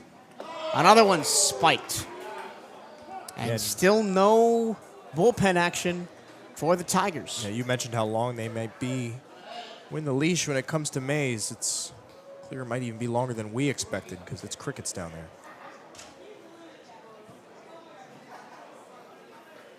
Texas Southern used 8 pitchers last night. Bounce toward first, fielding deep is Trejo. He'll flip to the covering Mays, 2 away. Andre Martinez gets to third. And now with 2 away, here's Jesus Venegas with a chance to tie the game. Rounded out to short his first time up. Venegas last night, 1 for 3, a home run. 2 runs scored as he was hit by a pitch in the 6th. Other than that, he flew out to right and struck out. He struck out 3 times on Thursday night. First pitch swinging, fouls it straight back, 0-1. And if you're Jesus Venegas, you don't need a home run here. You just need something on the green bit. It's a big spot. I mean, you don't have to try to do too much. Anything on the grass is going to plate the run and tie it up, and it looks a lot different going in tied. New ball game next inning. Slider. Whoa! My goodness. Not even close. Connor and Coach Cartaya is going to call for a timeout here. That was egregious. That was a ball out of the hand, let alone with the break. My goodness. So now it's 0-2 on Venegas. We've seen Jesus Venegas swing at some bad pitches, but there's no way he's swinging at that one. Yeah, it was an easy take. It takes a lot, right, for Venegas to lay off all the way. And that was as easy as it gets. So really, that conversation is more so, don't let it get your head out of the game, having to deal with that, but you also know you got to be defensive. Just don't go fishing.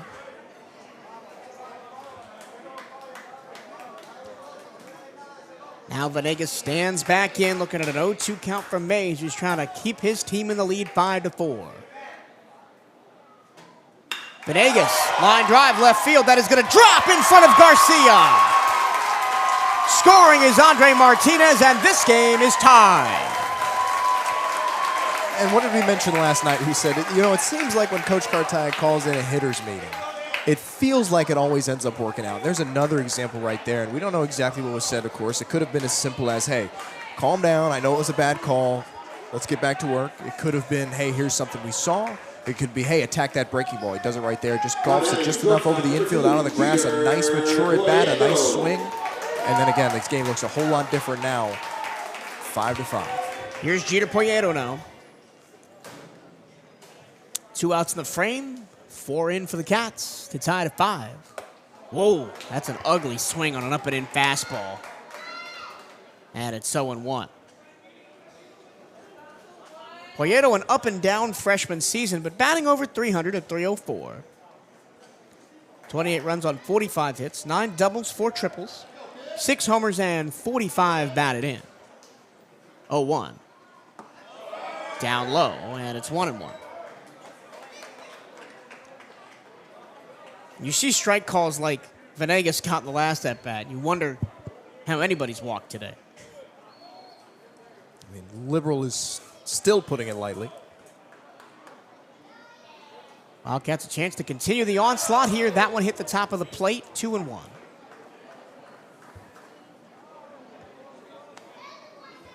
Strap in, ladies and gentlemen. We could be in for a long one here. Oh, please don't be a 27-18 or whatever. Well, you're talking about Valley and Grambling yesterday. I looked that score up. It was ridiculous. 26-17. In the first of a doubleheader, too. He had to get back out and play again. 2-1. Line drive. He sat on the breaking ball and corked it to left field. Trying to go from first to third is Venegas. He's out. He's well out. That was a little bit over-aggressive by Jesus on the base running there. But the Wildcats do plate 4 runs on 5 hits and tie the game. Well, correction, 6 hits. They'll tie the game at 5. We go to the 4th new ball game here at Sanford, 5-5 on the CatEye Network.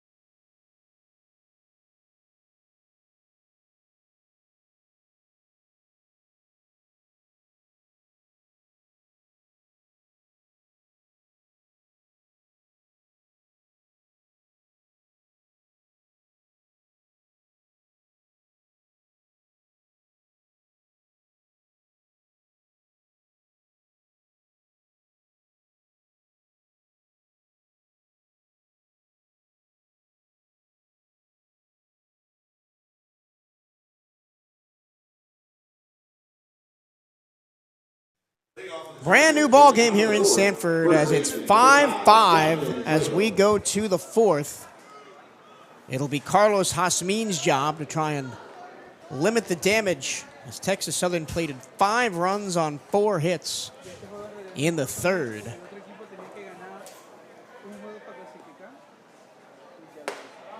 But once Hasmin came in, he didn't give up a run, got the last out of the inning. Did walk Evan Jubert. He's ahead in the count 0-1 on Jonathan Trejo, who started the onslaught with a single in the third. Breaking ball. Didn't get down low enough, and it's 1-1. Yeah, Grambling State and Mississippi Valley played one of the more entertaining doubleheaders I can remember yesterday. 26-17, Grambling won the first one, then 20-8, Grambling won the second one. That one must have been a long day at the ballpark. At least the second one was a run rule. The first one, they had to play all 9 innings. I mean, we've seen our share of lopsided or some of those slugfests back and forth this year. I mean, I still have nightmares about UMES, and that was a run rule. Yeah, it was. That was only 7 innings. 1-2. Ground ball to first. Sprinting to the bag is Rodriguez. He'll take it himself, one away. You're really hoping Hasmin can cruise a little bit for you, give you a couple. And you want to avoid Texas Southern putting some guys on and kind of looking like they did, so it's a nice start. Somewhere in an alternate dimension, the Wildcats are still hitting baseballs against UMES. This is true. That's, what was it, 30 to 5? 30 to 5. In 7 innings? Just nuts. And not the program record in runs, by the way. We did look that up. It's wild that it wasn't. Right. Do you remember what it was? It was close to that. It was something like 36 or so. I mean, it was something just nuts. Let me guess. Was it also against UMES? Because that would be... It was either them or some of those similar bottom-feeding kind of MEAC teams. Might have been Coppin.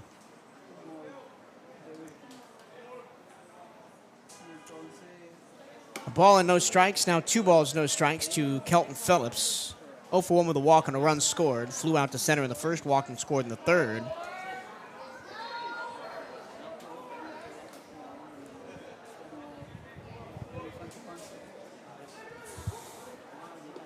Key point for Hasmin is just throw strikes, make them beat you. Don't give up a bunch of free passes. Because Hasmin's stuff, if he's challenging hitters, is good enough to get swings and misses or weak ground balls. But when he gets behind like this, now 3-0, makes it very hard for himself.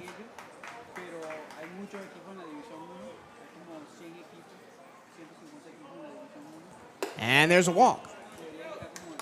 Second walk given up by Hasmin. And both of them have been 4-pitch walks. Just about everything up and in. Let me get away from him a little bit. Here's Bryce Hughes, who hit the first of the back-to-back 2-run doubles that gave Texas Southern the lead in the third. Ripped one down the third base line. 1 on, 1 out here in the fourth. 5-5. Fastball outside corner, strike 1.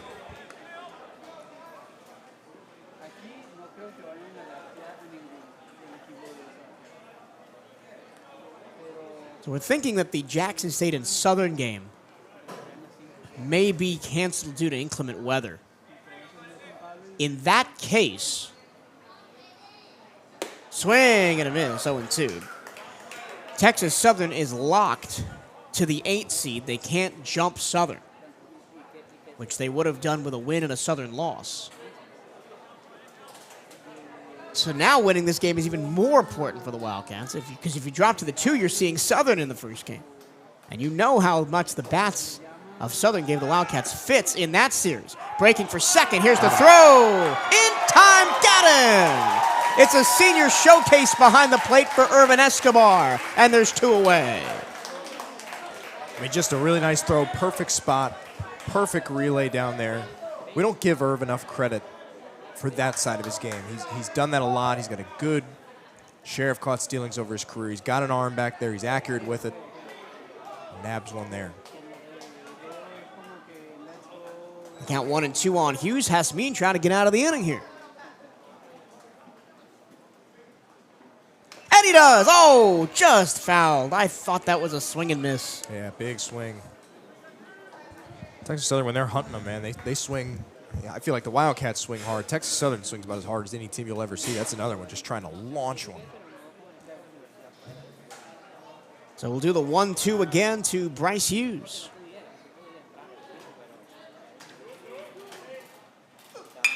In the air, right field down the line. Racing over is Rivera in foul territory. He'll make the catch right in front of the bullpen to end the inning. So the walk is erased by the caught stealing, and 2 softballs hit in the field of play. Means 1, 2, 3 go. The Tigers, we go to the bottom of the 4th. Wildcats looking to take the lead in a tie ball game here on the CatEye Network.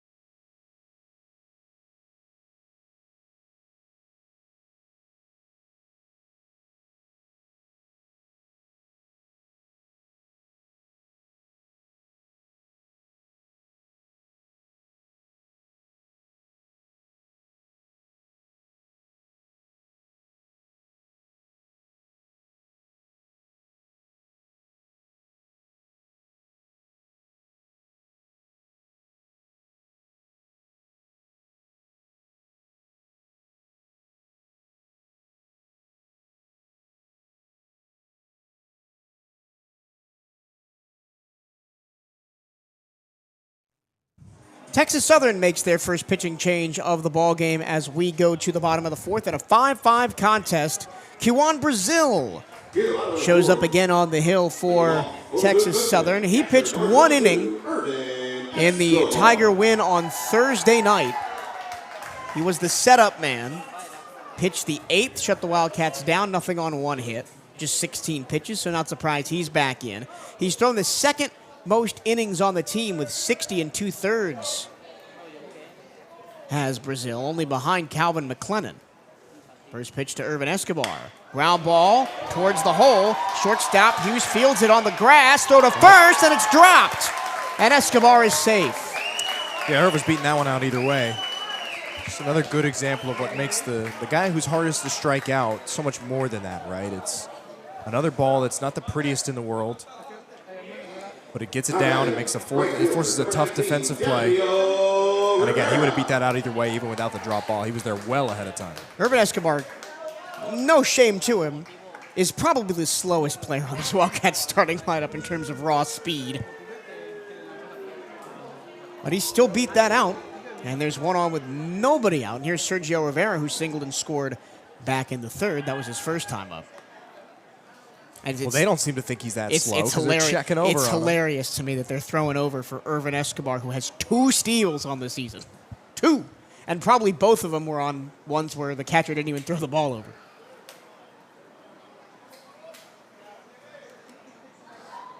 First pitch to Rivera from Brazil. Sergio watches it low, ball 1. Full stats on Brazil, 8.01 his ERA, 60 and 2/3 innings. He's 4-7. He's allowed 59 runs on 83 hits, 54 earned, striking out 33 and walking 30. He's behind Sergio Rivera, 1-0. Rivera pops it up, foul behind the plate. 1-1.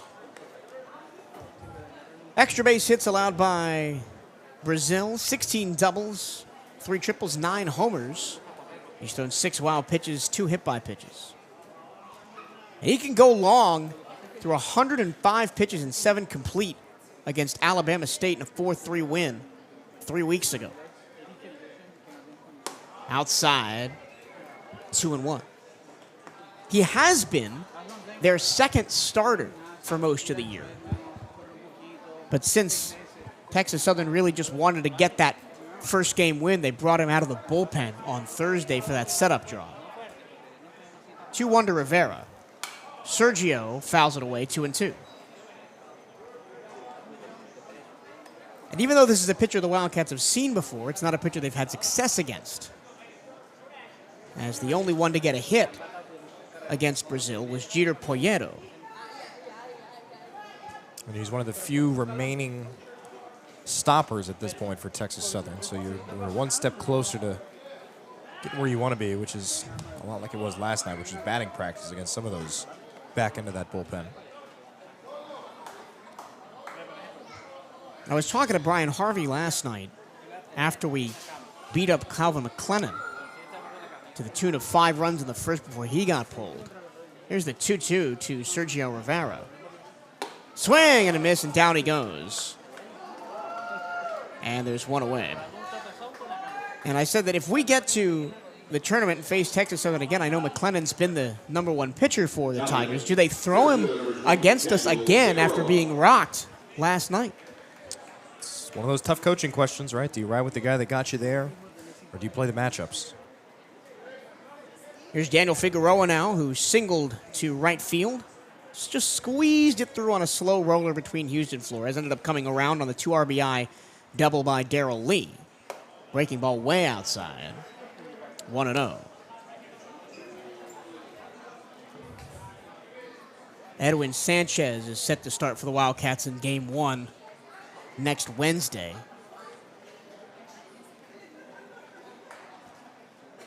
And inside and hit Daniel Figueroa. That'll put 2 on with 1 out and send the top of the order back up. You want to talk about a spot to really jump in front, really put your foot down. I mean, this is it. You don't take opportunities like this for granted. We talked about one of the things we gave Wildcats so much credit for last night is they only stranded 3 runners, right? When guys were on, they took advantage, and this is another spot here you're going to get early to bring them home, cash them in. Now it's Darrell Lee, who struck out in the first and laced a 2-run double down the first base line all the way to the corner in the third. He's got 2 on, 1 out, tie game. And he watches one up by his chin for ball 1. I mean, in situations like this, and you kind of want to treat this as a tournament game, it's a must-win. Walks are as good as hits. Guy on base. And at times, that's all you need. Brazil comes home with the 1-0. Catches the outside corner with the fastball, 1-1. And that hit batter was the first time they've reached base without a hit today.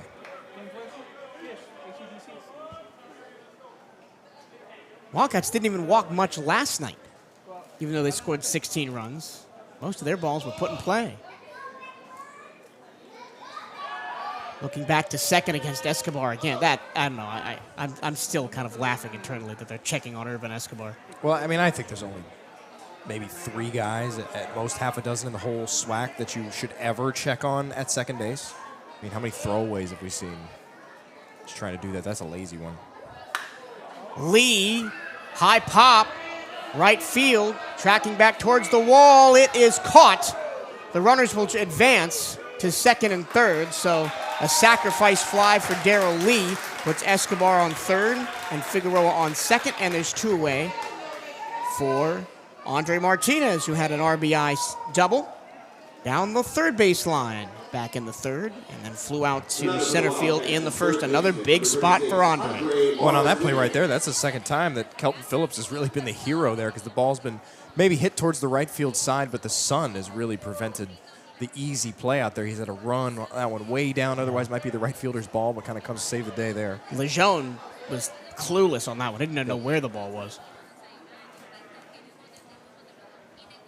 Second and third, 2 down.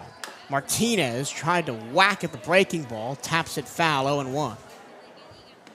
How many 0-2 counts have we seen Andre Martinez in this season that he just finds a way to work out of? I mean, it's incredibly rare that he takes that first pitch, man. It seems like he's hacking every time.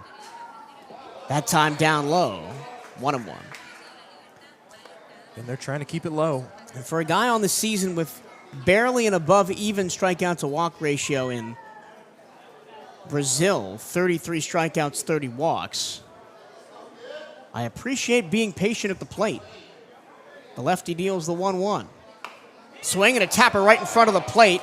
The catcher, Rodriguez, throws to first to retire the side. The Wildcats strand 2 on 1 hit, and we go to the 5th, still tied at 5 here on the CatEye Network.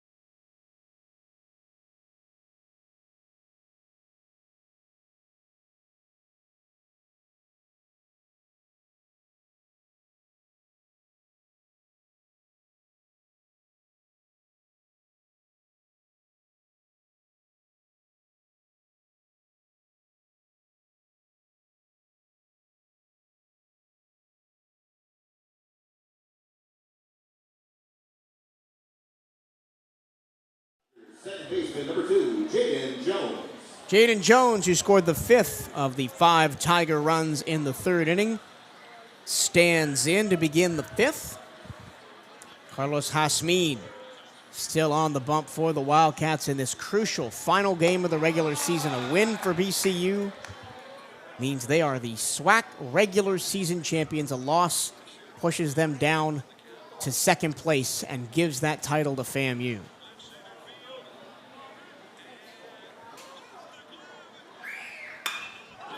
High fly ball, right center. Figueroa tracking back near that corner, and he makes the catch. It's not quite Boston's tricky triangle back there, but it's kind of close. It's about as far out as you can get it, but I mean, with Rivera and right, and Sergio, or in Figgy and center, man, there's not a whole lot they can't track down, especially if you give it too much airtime. 2 of the faster guys on the team out there, and Darrell Lee as well. Probably your 3 fastest guys by raw speed on the roster playing in the outfield. When you have Andre Martinez out there in right, you lose a little bit of that defense, and maybe that's why Coach Hernandez feels okay with putting him at 3rd base. He wants more defense in the outfield, especially after Sergio Rivera dove for a ball. Ground ball up the middle. That's a tough play for Poyeto. Sliding behind the bag. He throws to first. Oh, baby, what a play. Jeter Poyeto take a bow. Jeter Poyeto, man, has had one of the more interesting seasons at shortstop that you'll see because he has flashes of plays like that are just outstanding, and yet you look up and still leads the conference in errors, but that is one of the best ones he's made all year. Made it look easy, made it look smooth. Not sure you get away with that one if you're playing at the Jack on the turf. I'm not sure if you get that kind of slide, but an outstanding, unbelievable play. And remember, just a redshirt freshman. And a lot of times, too, the issue with Poyeto has not been the gathering it with the glove. It's been the throw over. Made sure to nail it there. First pitch high to Jaden Flores, who's 0 for 2 with 2 Ks, both against Pablo Torres. Was the second to last batter Torres faced before being pulled in the third.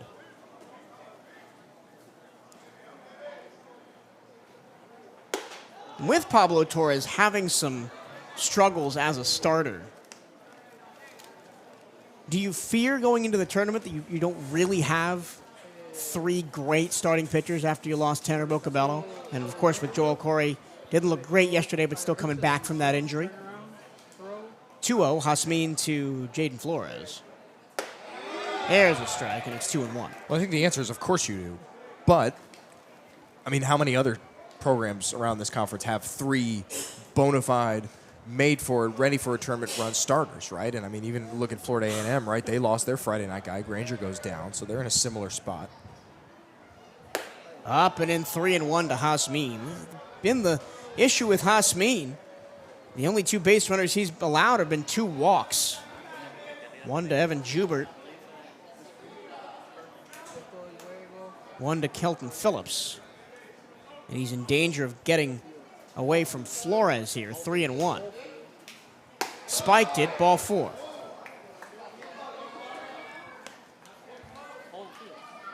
Hasmin doesn't have a strikeout yet. He's really a strikeout guy. But he's made sure that every ball put in play is soft. Ground out, fly out, ground out. I mean, the one at short by Poyeto wasn't soft by any means, but that's really been the only one that's been difficult for the Wildcat defense to handle. 1 on, 2 out. Here's Tyler Lejeune. Up and in, almost hit him and gets to the backstop. That'll be a free base for Jaden Flores. Wouldn't be surprised if we have a mound visit from Johnny, if not Joel Sanchez. I mean, this is kind of what they expect with Hasmin, even as he's continued to mature and improve a ton over the course of the season. He can get a little bit wild at times, but it's still having the stuff to lean back on to get out of spots. He'll walk a fair share, but they know that that's coming. But still with the runner on, I mean, you're just a swing away from unbreaking the tie here. 1-0 Lejeune. Swing and a miss. That's his best pitch, Hasmin. That 12-6 curve that just dies and induces so many swings. Lejeune 1 for 2, flew out to right in the second, hit the last of the 4 hits for Texas Southern in the third, a single to left field, scoring Jaden Jones, and was stranded on second.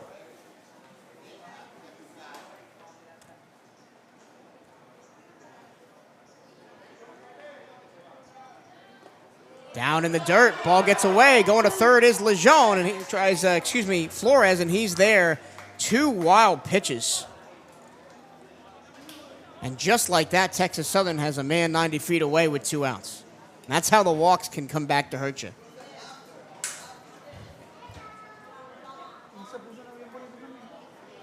And I think Flores might have been thinking about going anyway. He had a big jump. 2-1. Breaking ball drops into the zone, 2-2. Really nice comeback pitch. Now you got to make another one. I mean, we've talked about whether it was Pablo or early innings of getting out of it with 2. You get the 2 strikes now. You got to find the put away. Texas Southern looking for the lead in a 5-5 game. Ground ball. That's a fair ball. Hit the bag. And it's 6-5 Texas Southern. In to score is Flores, RBI single for Lejeune. And the Tigers take the lead again. Yeah, that one squeaked just about as far inside, as close to that line as you possibly can. Kicked straight up in the air, made it really tough for Martinez to make a play, even if that one's an inch towards his side of the bag. He had a pretty good jump on it, but couldn't get the glove out in front of the bag, so it pops up there. And that one's really on Carlos Jasmin. Walk, wild pitch, wild pitch. Swing and a miss from Evan Jubert, 0 for 1 with a walk. And now Jasmin has faced 9.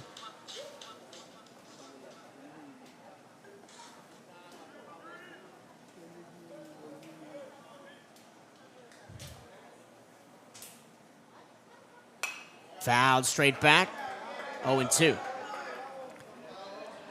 And Jasmin has struggled with putting guys away. He's got great stuff, but he's reliant on the swing and miss. He doesn't really have a consistent corner catcher. Up 0-2 on Jubert. Check swing, he went around, and that's the end of the inning. A run on a hit and 1 left for the Tigers in the 5th. Texas Southern goes up 6-5 here on the CatEye Network as we go to the bottom of the inning.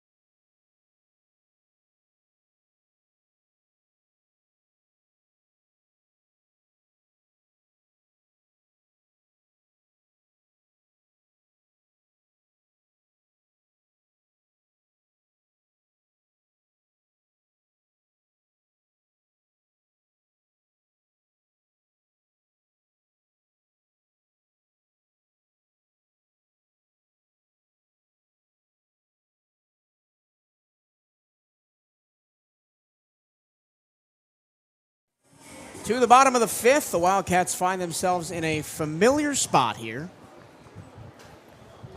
Down by 1, 6-5, after they came all the way back to tie the game at 5. A 4 spot in the 3rd. First baseman, number 33, Jorge Rodriguez leads off for the Cats. He's 0 for 2 today, with a fly out to center and a fly out to right.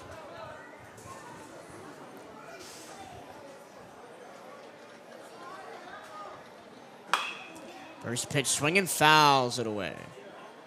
He's the only Wildcat to not reach base so far through 2 plate appearances.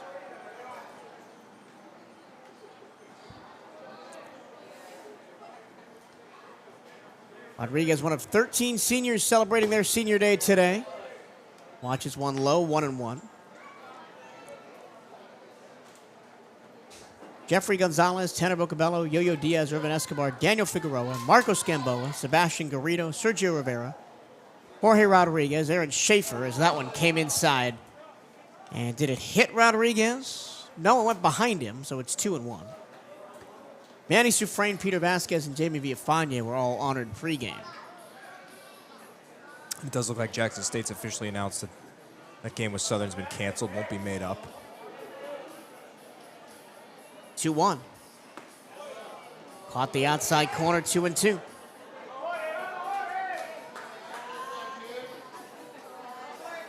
So Texas Southern now officially locked in as the 8 seed. 2-2. Ground ball to short, right at Hughes, who bobbles the ball. He recovers, throws to first, high, and off the bag. First error of the game. And first error of the weekend for Texas Southern puts Jorge Rodriguez on first. Yeah, we gave Texas Southern so much credit for their defense, and even that one is a tough play down there short. Just hit so hard, but still Kareem's off the glove there, straight up in the air, takes just long enough. And even though you're talking about slowest guys on the team, Jorge Rodriguez, probably chief among them, still managed to leg it out. It's close, but a well-deserved one down there, and a good spot of life for the Wildcats. First pitch, check swing. Did he go? Yes. And Armani Newton is behind 0-1. Newton, solo shot to get the Wildcats started in the second, then grounded out softly to first base in the third.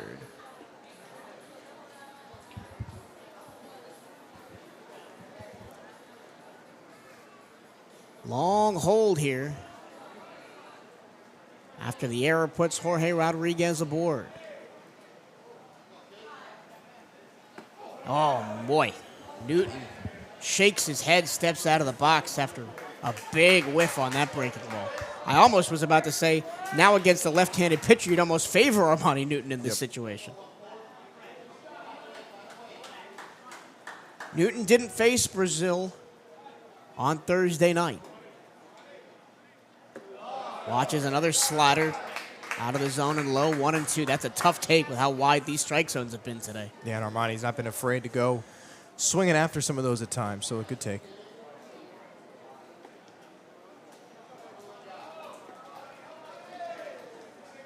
Bottom five in the last game of the regular season, a game that means so much. A win and the Wildcats are regular season champions, a loss and they fall all the way to the 2 seed as Florida A&M would jump them.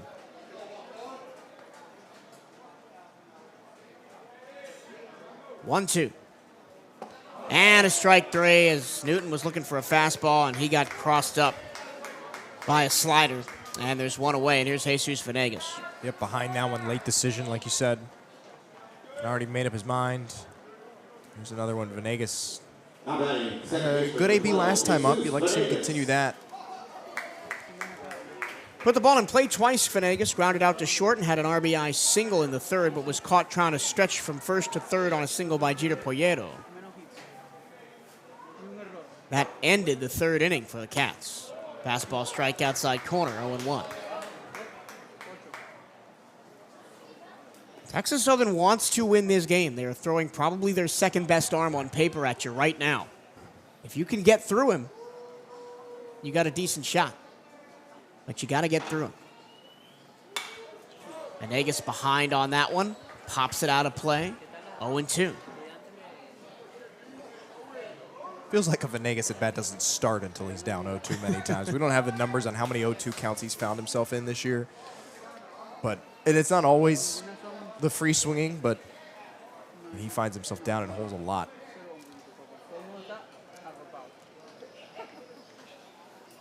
Now looking at an 0-2 from Kiwan Brazil, and the Texas Southern Tiger deals a pitch out. Not sure why you would pitch out on Jorge Rodriguez at first, but there it is. Ball and 2 strikes.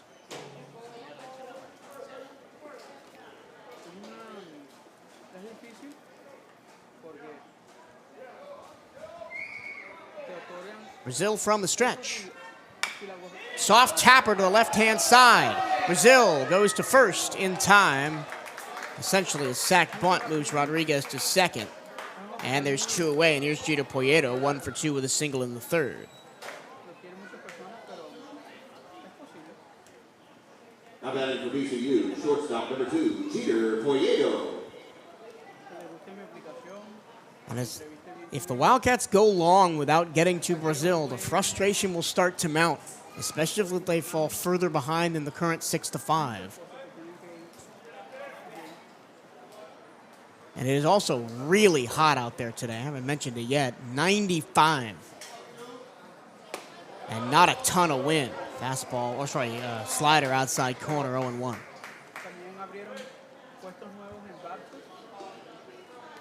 Feels like a midsummer day here in Central Florida, although Texas Southern probably not a team to be phased by that. In the dirt, 1-1. Well, even the temperature difference from here to Daytona, with as close as we are to the water, the Jack, significantly cooler. I mean, you're talking 5 or 6 degrees cooler at times than it is here. Just heading that much more inland does make a big difference. Just you miss that ocean breeze a little bit coming off the water. And we often talk about how the ocean breeze negates a lot of home run balls out of the Jack, but it does keep the temperature down. Venegas, line drive right field. That's going to drop in for a hit. Grounding third and holding up is Jorge Rodriguez as the ball was thrown all the way into the plate. So advancing to second is Poyeto. So he's got 2 singles on the day, and it's second and third with 2 down. Yeah, that ball was hit so hard, I'm not sure that any base runner for the Wildcats would score on that one. Rodriguez, of course, not the fastest, but I'm not sure many outside of maybe your couple of fastest guys give that one a run there. A smart decision by Coach Hernandez to hold him up there. Probably would have been well out if not, but also a smart heads-up decision by Jeter to extend that play a little bit, make it down to second. Now you put 2 in scoring position. And a good piece of hitting as well. Didn't try and swing for the fences, just dropped the bat, poked it the other way. Now a meeting between Brazil and Rodriguez on the mound for Texas Southern with Irvin Escobar at the plate. This would be big. Irvin Escobar on his senior day, a chance to tie or take the lead right here. Rodriguez on third, Poyeto on second, 2 outs in the 5th, down 1. Against the second best arm that Texas Southern has to offer in Kawan Brazil. Irvin, that's a base hit to right field. Scoring is Rodriguez. Here comes Poyeto. Throw to the plate. Safe! He slid it under the tag, and the Wildcats have a 7-6 lead. Irvin Escobar, senior showcase on senior day. Yeah, right out of the gate, too. Not a guy who swings at a ton of first pitches, saw something he liked and ran with it. Just outstanding. I mean, he already had the caught stealing earlier, second hit of the day for him. A guy that, we know this time of year tends to take it up a notch. We still harken back to a couple years ago at Georgia Tech when it really, really made a huge difference for the Wildcats. Wasn't he about 750 over 5 games? He's a lot more of a clutch hitter than we give him credit for. That's outstanding right there. And 2 opposite field line drives in a row, one by Poyeto, one by Escobar. And now here's Sergio Rivera, who singled and scored in the 3rd and struck out in the 4th. I think this game has a lot of twists and turns left to go in it as we're still in the bottom of the 5th. And the Wildcats have taken the lead again at 7-6.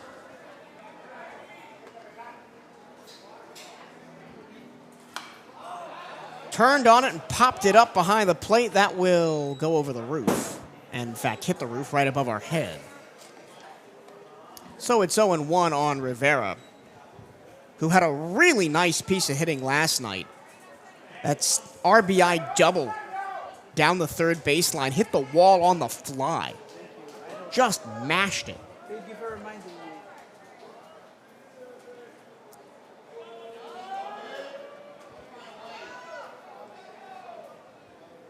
Way outside from Brazil. Brazil, the Alcorn State transfer, originally from Charlotte, North Carolina.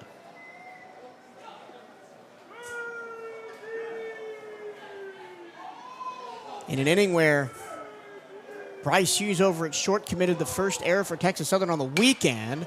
High pop behind second base.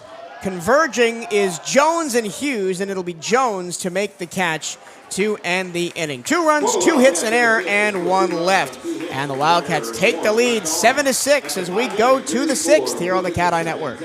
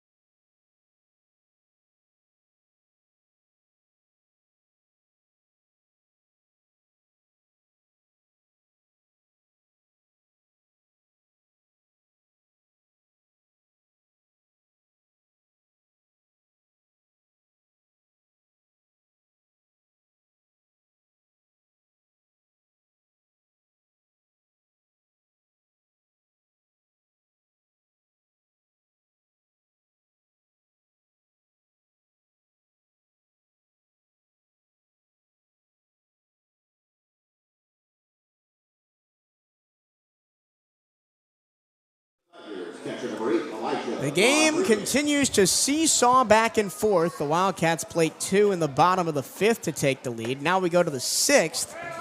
Elijah Rodriguez leads off against the new pitcher for the Wildcats, Sebastian Garrido, on his senior day with what feels like his entire family in the crowd. That one a strike at the knees, 1-1. Rodriguez 0 for 1 with a walk and a run scored back in the 3rd. Garrido a 6.35 ERA on the year. 11 1/3 innings pitched for the lefty. Inside, no call, 2-1. He's allowed 11 runs on 17 hits, 8 earned. Striking out 11 and walking 10. He's allowed 3 doubles, a triple, a homer, 3 wild pitches, and hit 6 batters, 2-1. Outside 3-1. But has not allowed an earned run since the 23rd of April against South Florida. His last 3 appearances. Has allowed 1 hit, no runs in an inning in all of them. And that's a walk. So the issues with the walks continue from yesterday for the Wildcats, as the leadoff man is on again via the free pass for Texas Southern. Just don't know how to make it easy, right? You set it up for the top half of the lineup where most of the offense has come from today. Jonathan Trejo will bat now after a meeting with head coach Michael Robertson, who's been the head man at Texas Southern since 2008.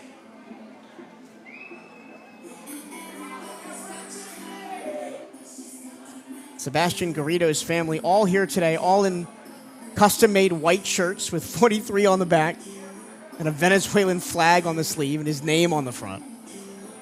Saw them milling around pregame. They were all on the field when he was honored during the Senior Day celebration. Yeah, believe me, if you make a call down there behind home plate that they do not like, you are going to hear it. We already have. I'm not sure how much of the crowd mic translates into the broadcast, but they're letting the official hear it if they don't like the call. 1 on, nobody out. Wildcats up 7-6. Outside ball 1 to Jonathan Trejo, and this might be a quick appearance to the mound for Garrido. We know how quickly Coach Hernandez will pull guys if they're not finding the zone. A lot of pressure on this young man from South Florida, former Barry Buccaneer. Trejo bunts it foul, and it's 1-1. So Southern and Jackson canceled. Florida A&M beats Alcorn State 19-0 in a rain-shortened game. So Florida A&M puts the pressure on the Wildcats to win today. The only other game going on right now, Arkansas Pine Bluff and Alabama A&M. 1-1. Trejo squares to bunt. It's high. 2-1. In that UAPB game, they're up 6-2 in the top of the 8th against Alabama A&M. It's been a tough season for Bama A&M, a program that we thought might take a step after the move away from the East-West split. Trejo watches strike 2. But really, even though they're not going to make the tournament, it's been Mississippi Valley that I think has taken a little bit of a step in this split. Increased their conference win total from last year to this year. We kind of thought they would. They were another one that's just been so scrappy offensively, have been good. Up and out, and the count goes full on Trejo. And I think if he lets Trejo get away from him, I think Garrido's day will be done. Yeah, it might be the last pitch. The full count delivery. Strike 3! Rung him up, low and inside. Throw to first. And diving back in safely is Elijah Rodriguez. Now you heard the crowd pop after that one. It was a late call from Royce Morrison behind the plate to ring up Trejo. And there's one away, and now here's Kelton Phillips, and the real work begins at the top of the order.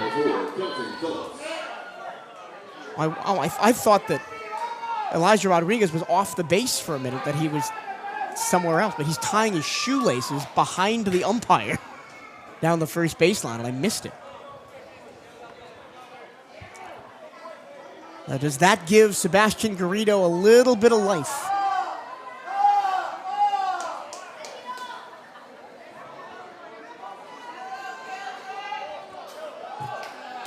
Both sides have been on the receiving end of some generous calls here today. That one, just a little bit too low.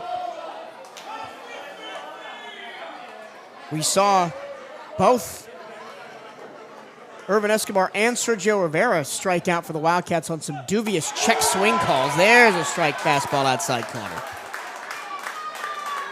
Even that one definitely a little bit wide. And really the strikeout was a little bit generous as well. I wouldn't say horrible pitches by any means, but taking advantage of a wide strike zone.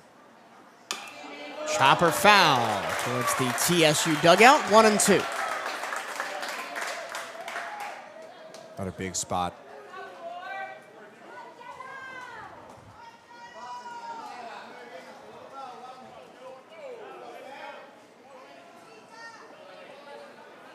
Long look in from Garrido. Here's the 1-2. Up and out, try to get a swing, 2-2. And really, if you're talking about anticipated performance when we went to the one-table system, Prairie View A&M has to be the biggest disappointment, right? They were number 2 in the West last year. And ended up missing the tournament entirely this year. Outside, 3-2 again. Jackson State's another one that I think really record-wise underperformed. That doesn't mean that I would sign up to play them in the tournament, but really underperformed record-wise, especially after their finish last year. Of course, we know they lost some guys, but thought they'd finish top 4. Ground ball towards short. Poyeto shovels to second. The turn to first. Oh, the throw is wide. The ball goes into the bullpen. It's going to be an error on Poyeto. We were singing his praises earlier. Excuse me. Yeah, that's Venegas. Poyeto actually did a great job to get the lead runner. It was Venegas that tried to turn the double play and threw it wide. Yeah, that's an uncharacteristic one for Venegas for sure. I mean, we've talked about it sometimes when the bat is lagged. It's his defense that has made sure that he's had no jeopardy of losing that spot. It's another one. We've seen it a fair amount on those double play choices. The throw has been the culprit. The throw has been, and it usually does. I mean, you have that trying to speed it up, trying to get your guy out of the jam. It's not an easy play by any means, but airmails that one just a little bit. Now 2 away in the inning. Here's Bryce Hughes. 1 for 3 with a 2 RBI double in the third. Came around to score himself in that inning. Other than that, fly to center, fly to right. And he flies one to left. That one's going to hang up in the air. Darrell Lee trots in, and Sebastian Garrido gets out of the inning. No runs, no hits, 1 error, and 1 left on. We go to the bottom of the 6th. Wildcats hanging on to a 7-6 lead, trying to increase it here on the CatEye Network.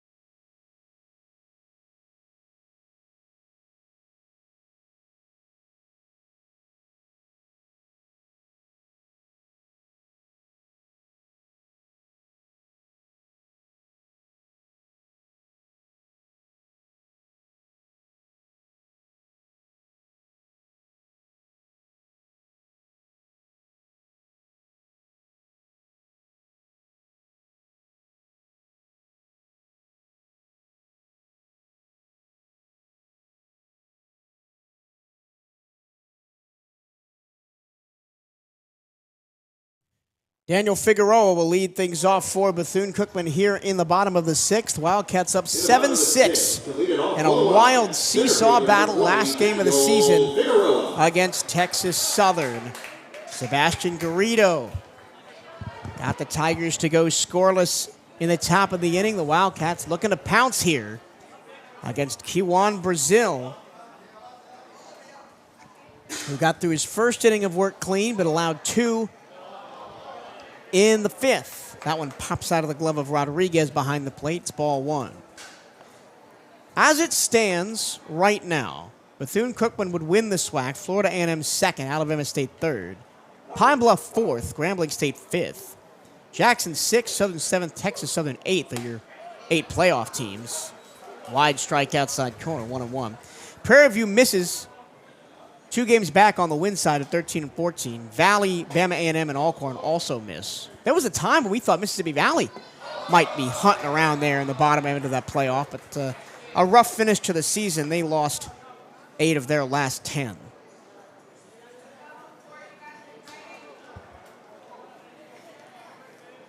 Two-1 on Figueroa. Fouled it off the inside of the bat, 2-2. And I think we are in for a very competitive week next week up in Birmingham, Bryce. It looks very wide open, and I'm glad we don't have to see, the same teams fight it out every year because we're dealing with the East-West bracket system. Line drive towards short, off the glove of Hughes and into left field for a base hit for Figueroa. It feels like every big rally for the Wildcats in this game has come and started with the bottom of the order, whether it's Sergio Rivera, Daniel Figueroa, are both getting the table set for the top. It started there, and that's one of the things this Wildcats lineup does so well. They're so deep, top to bottom, and even a guy like Figueroa, who hasn't seen the consistent playing time all year, is still able to put such a good bat on the ball, and another good part of why I expect to see him on that postseason roster come next week. But you're right. I mean, it's going to be a really competitive week. It should be really interesting, especially with your teams like Jackson and Southern, maybe not finishing quite where we thought they would in the standings. And we talk all this talk about how I'd hate to see this team, I'd hate to see that team. There's not a whole lot of teams that I'd get super excited about seeing, whether it's the pedigree of Alabama State or Florida A&M or the scrappiness of Jackson State or Southern. Of course, Grambling State won it last year, and no matter what the roster looks like, I'm not thrilled to side up against a defending champ. And even Texas Southern, who we will probably see on Wednesday, depending on what happens here, they've proven they can hit the ball. And if they hit the ball and you don't, like we saw on Thursday night, they could easily steal one from you. Yeah, I think Prairie View was the one team that we all kind of came in saying, yeah, you know what, if we matched up against them in the 8, I would have felt pretty good about it. But even then, I mean, we just haven't seen them, so maybe we don't know. Pick off to first. Figueroa goes to second. He's safe. He slides in there around the tag. My goodness. I thought he was out by a mile, but the throw from first to second, Trejo to Jones, was wide, and he had to bring his glove back across his body to try and make the tag, and swiping his hand in there was Figueroa. Hit him with the swim move. We're going to get the conversation with the officials. Everybody's going to do it again, bring everybody in, talk about it, and result in nothing. That's one where if we're at Rickwood Field in 6 days, we're challenging that. Yep, for but sure, here, especially in a close game like this, for sure. No replay. We're not challenging that. So Figueroa technically gets a steal for that, which is a bit odd. I guess he did steal. There was just no throw to home. I think that's the first time I've seen that this year, where a runner tries to steal second, they pick off to first, and then don't eventually get the out at second. They usually, 99 times out of 100, you're shooting fish in a barrel there. Here's the 0-1, squaring to bunt and taking a strike up and in is Darrell Lee. And you mentioned about the bottom of the order. Poyeto, Escobar, Rivera, and Figueroa, the bottom 4, have 6 of the 11 hits for the Wildcats. Lee down 0-2. And he watches one way outside and low. Wildcats have definitely improved their plate discipline in the last couple of innings. I think started by Andre Martinez. Put 10-pitch at-bat before his RBI double. And after that, it seems like he kind of set the example for everybody else. And we've seen very few first-pitch swings, very few low-pitch ABs. That one on a line towards second. Jones backhands, throws to first. in time. But Lee does the job, moves Figueroa 90 feet away, and now Andre Martinez has a chance to knock in another RBI. Gotta wonder how much more Brazil has before they turn to the pen, as now we see 2 arms and a handful of others stretching and getting ready in that bullpen. It may be if Martinez knocks in Figueroa here, maybe the end for Brazil. See, then it may be look out below. We're gonna have a meeting now. I don't think this will be a call over, but No, this is the pitching coach. This is Shane Newman, the pitching coach for Texas Southern, wearing the full jersey, which you don't often see at this level. Even though Coach Hernandez doesn't like to do the full jersey. He goes pants and jacket. yeah, he hates the full jersey, man. We've at media day tried to get him in the fit a couple of times. He wants nothing to do with it. What is your stance on the whole, baseball managers wearing the full jersey like they're part of the team? That even as a lifelong baseball fan, that never kind of sat well with me. It's a little weird. I like it because it's different, I think. It is funny if you kind of make the comparison across sports to say, what if an NBA coach or a college basketball coach was wearing their uniform or whatever. It's the only uniform in sports that could even slightly double as a managerial uniform. I'm kind of with you. It's a little strange seeing these grown men wearing the whole kit like that, but some guys like it. Coach Hernandez does not. Yeah. But you see a lot of the more old school coaches will wear it. Your MLB coaches, your Jim Lelands, Aaron Boone, or the guy that just got released by the Rockies, Rob Black. Yep. But it is something that is kind of fading out a little bit. I've seen younger coaches, both at the college and the professional level, opt to not wear the full jersey and just go T-shirt and game pants or jacket and game pants. Now that discussion's out of the way, Andre Martinez fouls one. Oh, yeah, that one's going to stay in the yard. Making the catch is Lejeune. The throw in is way late, so Andre Martinez does drive in Daniel Figueroa, and the Wildcats have a 2-run lead. It's 8-6. Just doing the job there, nothing crazy. Very clear that was kind of the intent with the swing.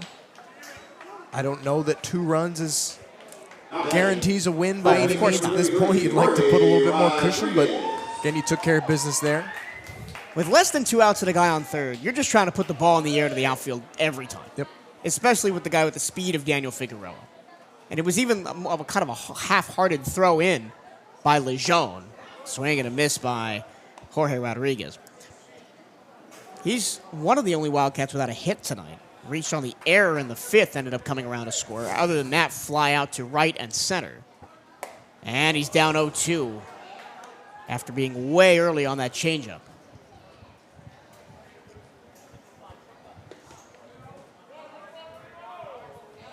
(8-6). High fly ball, left field. Garcia moving over, makes the catch about 5 feet short of the wall, and that's the end of the inning. But a run on a hit, and nobody left on as the Wildcats increase their lead to 8-6 going to the 7th here on the CatEye Network.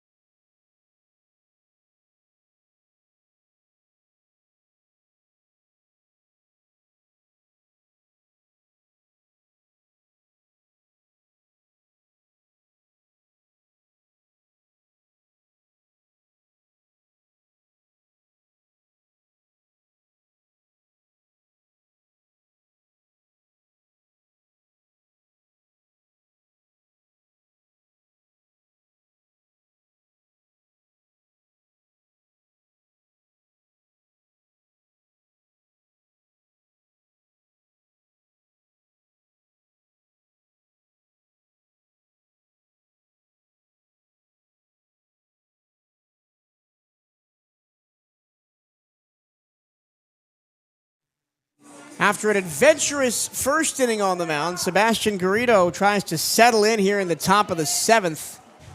Didn't allow a run, but a walk and an error made it interesting. And we'll start with Jaden Jones. Jones 1 for 3, a 2 RBI double in the third. Came around to score himself on the Tyler Lejeune RBI single. First pitch from Sebastian Garrido way outside.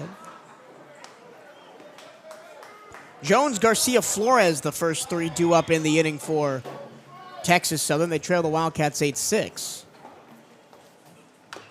Tap foul, 1-1. I think I would have said this about any Wildcat pitcher out of the pen, but very important right now to be consistent, keep the walks down. Off his glove, that's going to be fielded by Venegas at second. He throws to first in time. That's going to go down as a 1-4-3 putout. I mean, that's kind of what happens when you turn into that fielder. Sometimes it doesn't always mean you have to come up with it, but a little bit of an assist there over to Venegas. Nice play by him to run in, charge that ball, not let it come to him, makes the play. I think you saw what Edwin Sanchez did on Thursday night with the behind-the-back snag, and he tried to replicate it. And actually, I think got a bit of a lucky bounce, because if he doesn't deflect that, I don't think Venegas gets there, as that one gets back to the backstop. First pitch to Damian Garcia. Garcia 0 for 2, struck out, was hit by a pitch, and then grounded out to short.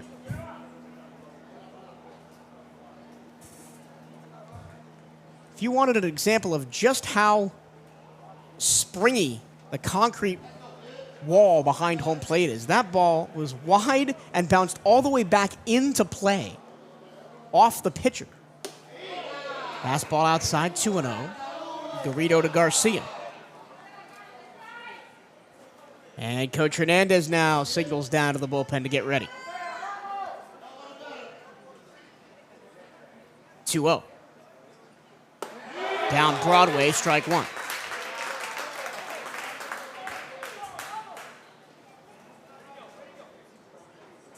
Game number 54 for the Bethune-Cookman Wildcats. They come in 32-21 and 23-5 in the conference. Skied foul back behind the plate, 2-2. Best conference record for the Cats since 2002 at 23-5. Best overall record since 2002 for Bethune-Cookman baseball. Now 3-2 as that one goes low. Yeah, they would have needed a sweep to surpass that in regular season wins, but they can match it with one today. The full count delivery to Garcia. Ball 4. Garrido hops up in irritation as his second walk allowed. Puts a runner on for Texas Southern with one out here in the 7th.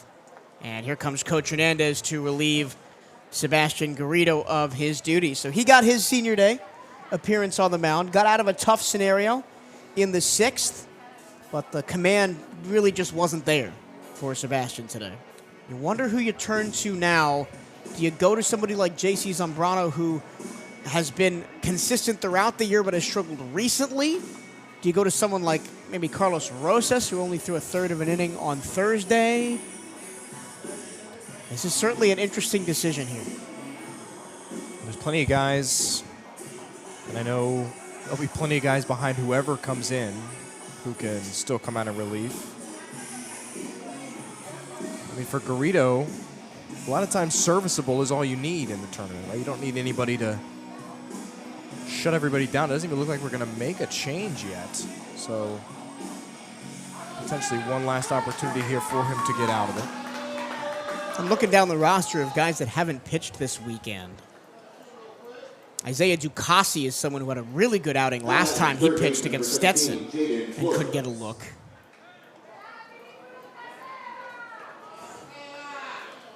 Julian Carrasquilla as well has been decent at times this year, hasn't got a look this weekend. Aaron Schaefer, we saw a little bit on Thursday. But Garrido going to stay in. And he's going to blow one by Jaden Flores, strike one. Flores, 2 strikeouts, a walk, and a run scored in the ball game today. That run scored was really the end for Carlos Jasmin on the mound, as Jasmin walked him, then moved into third on 2 wild pitches, so a soft single down the third base line ended up scoring it.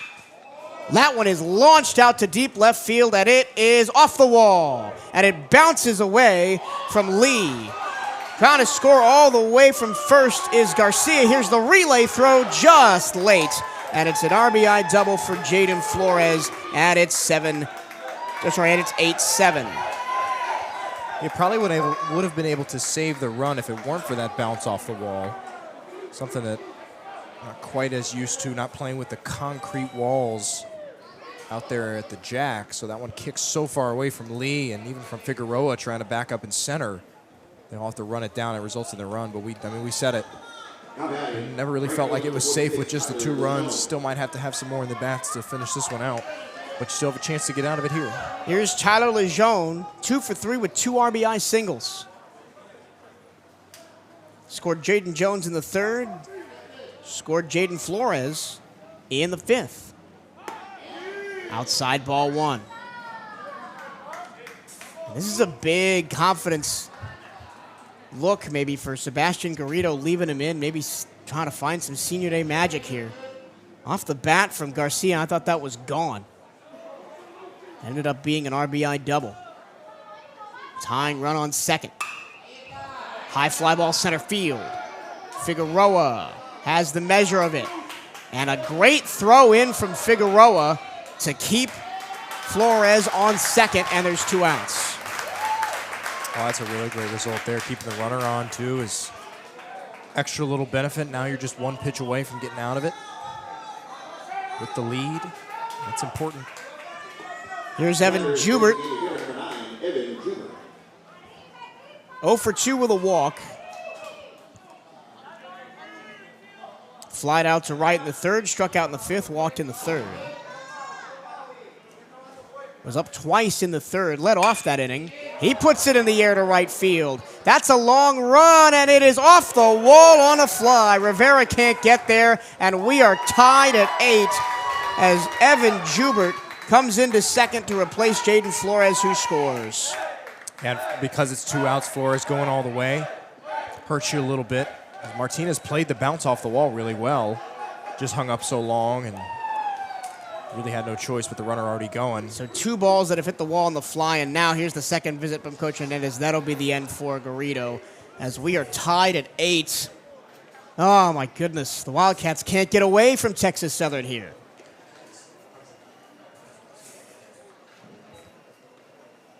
And so we will see who the Wildcats go with to try and get out of this jam. Make sure you are representing Bethune-Cookman University Athletics to the fullest. Buy the latest BCU gear online at the Bethune-Cookman online store. Go to bcuathletics.com and click on shop to find the newest BCU clothing and apparel. That's bcuathletics.com and click on shop. Stay up to date with Bethune-Cookman Athletics by checking out the Wildcats on social media. Give BCU Athletics a like on Facebook and follow the Wildcats on X and Instagram at BCU_athletics. For the latest on BCU baseball, follow at BCU Diamondcats on X and Instagram. So Garrido got out of that first inning, but walk double has tied this one up at 8. Now you're hoping for Zambrano, who, like you mentioned, has been a little rough sledding for him over the last couple of outings. Started the season so strong, succeeded both in your spot, an inning or so, just trying to get out of jams. He worked well in longer relief, giving you 2-3 innings. But then as of late, it's kind of turned south a little bit. But again, it's going to start with pounding the zone and getting strikes. So the Wildcats turn to 2 straight former Berry University Buccaneers. Garrido departs. Giancarlo Zambrano comes in. The right-hander, the junior out of Caracas, Venezuela, but prepped in the state of Florida at Doral Academy down in Miami. A 3.52 ERA on the year for Zambrano. 38 in the 3rd innings pitched. He's given up 17 runs on 34 hits, 15 earned. Striking out 37 and walking 11. He's allowed 7 doubles, no triples, 3 homers, 2 wild pitches, 5 hit by pitches. Once again, his ERA 3 52. But his last 3 outings have all been the exact same. 1 inning, 1 run on 2 hits against Bama State twice and against Stetson. But he really kind of blew up against Pine Bluff, allowed 3 runs on 4 hits in a game the Wildcats lost 6-5 in 2 innings. And then before that, against Jacksonville, came in to try and shut the door when the Wildcats had a lead and gave up 2 runs on 4 hits in 2 innings of work. His record is 5-2 with 2 saves.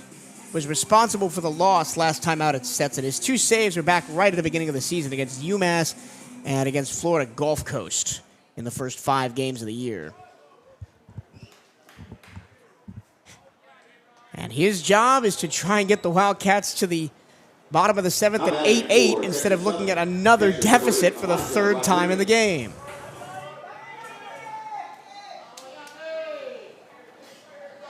We've said a lot this season that these kind of games definitely favor the Wildcats, especially at home when they bat last. Swing and a miss. But sometimes the luck runs out, like we saw on Thursday night. It's a hard way to live. And you're putting a lot of pressure on the bats to just inning in and inning out, just give it to you. The batter is Elijah Rodriguez, 0 for 1 with 2 walks and a run scored. Dribbles it foul behind the plate. Wildcats on their 4th pitcher of the game. Pablo Torres looked good for 2 innings, but then gave up 5 runs on 4 hits, all in the 3rd inning. 0-2, Zambrano deals upstairs, 1-2. Hasmin went 2 1/3, gave up a run on 1 hit, walked 3. Struck out 1. Garrido went an inning and 2/3. Gave up 2 runs on 2 hits. Walked 2, struck out 1. The walk numbers this weekend specifically for the Wildcats have been really up there. I mean, last night, I'll try and find that. How many walks they had last night. It might have been 10 plus.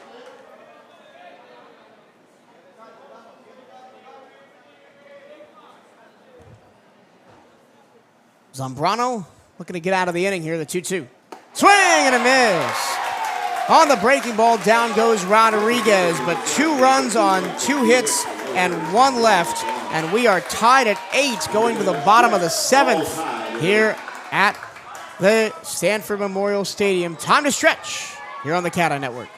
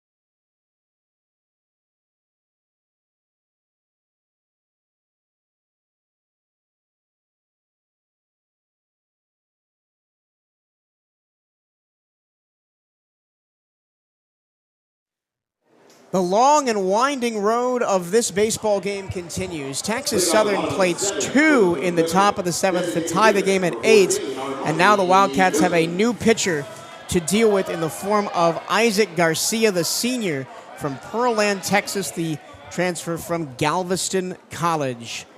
The righty's ERA on the year is 9.15. And he misses low to Armani Newton. Newton had a solo shot in the second. That was the first run of the game. Since then, he's grounded out to first and struck out. 19 2/3 innings pitched for Garcia on the year. Misses low, 2-0.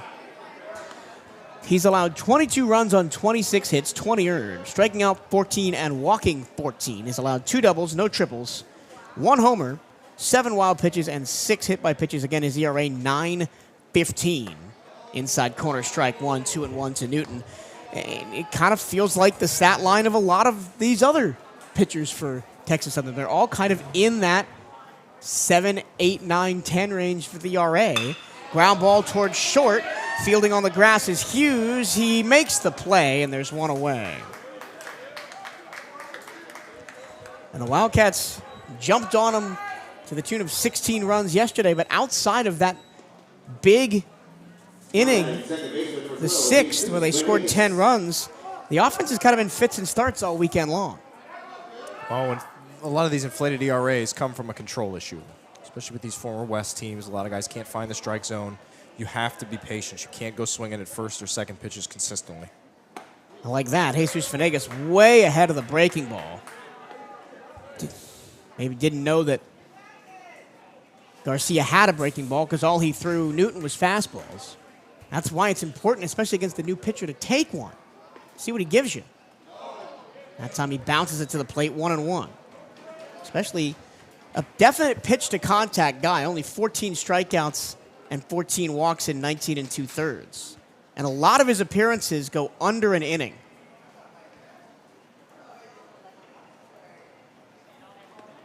Only 8 appearances on the year that have gone over an inning for Isaac Garcia. 1-1. High fly ball, left field and deep. That's back to the wall, and it's gone! Adios, amigos, says Jesus Venegas, and the Wildcats are flying back into the lead, 9-8. Oh, boy, it really might be whoever gets the bat last in this game is going to go home with it. We're just thankful that it's a home game and that the Wildcats might have it because you just have guys up and down. And Venegas, man, he puts another one up there. We talked a lot about with the wind this weekend pushing out to right, that it's been a little bit tough for your right-handers to get one out to left field, but left, really no doubt about that one. That one was crushed. That was an absolute bomb, and they're going to change pitchers. That's it for Garcia. Robertson immediately came out and signaled to the bullpen. Well, right, you did what you wanted to do, right? You got past the starter. Took maybe a little bit longer than you would have liked, but you got past him. And then you took out what was probably their best remaining reliever, and now we kind of had heard that this might be the case coming into today, that it was going to be a similar approach to last night. We're just going to empty the bench. We're just going to kind of let everybody, whether it's folks who are going to make the trip to Birmingham next week with the roster or maybe some that might see time, we're going to get everybody their opportunities, and now it really might be a launching pad here if this Texas Southern bullpen is not careful. Well, here's a familiar face we saw last night. David Medina, who was the last pitcher that Texas Southern threw in the 16-5 loss. The freshman out of Houston, Texas. Wow. And if you're Isaac Garcia, right, you miss one, fine. It gets crushed. What does that say about the faith in him from this coaching staff that immediately pulled? He doesn't get a chance to redeem himself. He's gone. Yeah, it really wasn't all bad. And you said it, right? A lot of times a solo shot is far from the worst thing that can happen. Because it's just the one run. It's just one missed spot, one whatever it may be, and then immediately yanked. And especially if it gets any worse, if it leads to a rally, he's going to be sitting in the dugout thinking, well, hey, listen, I feel like I could have maybe done a little bit better than that. But really, really quick hook, about as quick as you'll see, man. David Medina did pitch last night, but only threw 3 pitches. Was the last of the 9 pitchers that Texas Southern threw. Came in after the Wildcats had already scored 10 runs in the 6th inning last night and actually got Darrell Lee, or correction, it was Christopher Watson at the time after the substitution, to ground into a 6-4-3 double play. The Wildcats had sent 14 to the plate with only 1 out. And that double play finally ended it. And, of course, the Wildcats got 3 outs and ended the game in a run roll. You talk about an inning that literally felt like it would never end. And now Medina gets a real chance to redeem himself here. It's Jeter Poyeto, who's had a really good game. 2 for 3, 2 singles, and he flied out to left his first time up back in the 2nd. And we're starting to get to what's felt like the heart of the order today, the bottom 4 of Poyeto, Escobar, Rivera, and Figueroa. Medina, the freshman righty. Breaking ball, strike outside corner. I have another very small gripe about Royce Morrison behind the plate. Yes, his strike zone's been very wide, but it's last game of the series, last game of the season. I kind of expected that. The strike call, and it's specifically strike 3 calls, Delayed. have been very delayed. That one way outside. You can hear the crowd's reaction to that one. Called a strike, 0-2 on Jeter Poyeto. Medina, the freshman from Houston, playing for his hometown team out of Waltrip High School, the 0-2. Bounce to the plate. Can't call that one a strike, 1-2. It kind of reminds me, remember last year when Mississippi Valley State baseball was in the media, the game against New Orleans, where they were down big, and the umpire just wanted to go home and rang up a guy? Yep. That was a good bit of controversy for that week. I remember hearing, I'm not sure if it's true, but I think it is, that umpiring crew was supposed to come to Bethune-Cookman and do our game that next weekend, and they got pulled off of it. That's what Coach had told us. 1-2, flare out to right off the end of the bat. Coming in is Lejeune. He makes the catch on the move. Lejeune started very deep and had to come all the way in to pick that one up. So, second fly out of the game for Poyeto. There's 2 away, and now here's Irvin Escobar.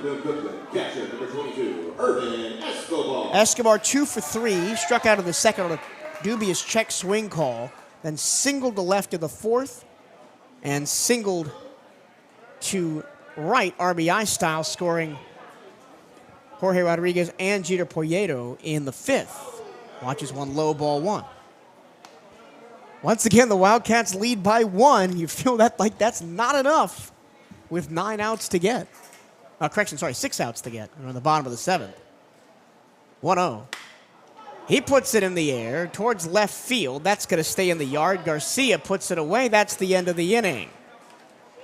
A run on the home run by Jesus Venegas, and it's 9-8 Bethune-Cookman as we go to the 8th here in a wild final game of the season on the CatEye Network.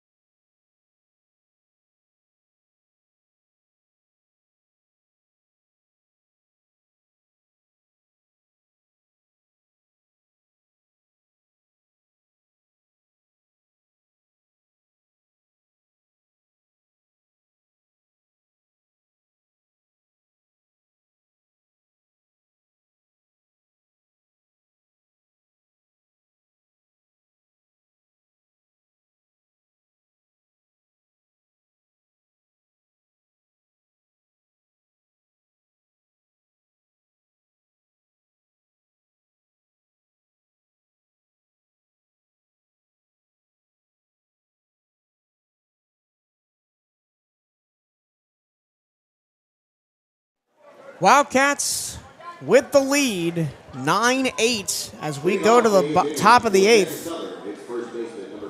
6 outs to get, but you feel that there's a lot more story to be written in these last 6 outs, Bryce. It has been a wild game.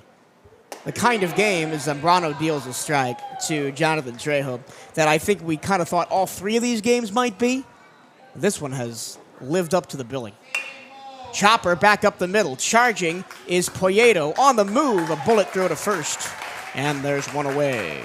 Well, anytime you can put off the leadoff runner, put him away quickly, quietly like that, you're off to a good start. I think, honestly, the Wildcats are really just begging Zambrano at this point to go deep and to finish this game out.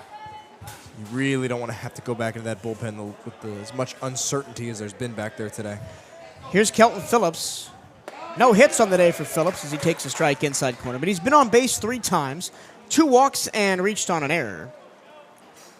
Scored back in the 3rd, caught stealing in the 4th, strike 2, and was stranded on 2nd in the 6th.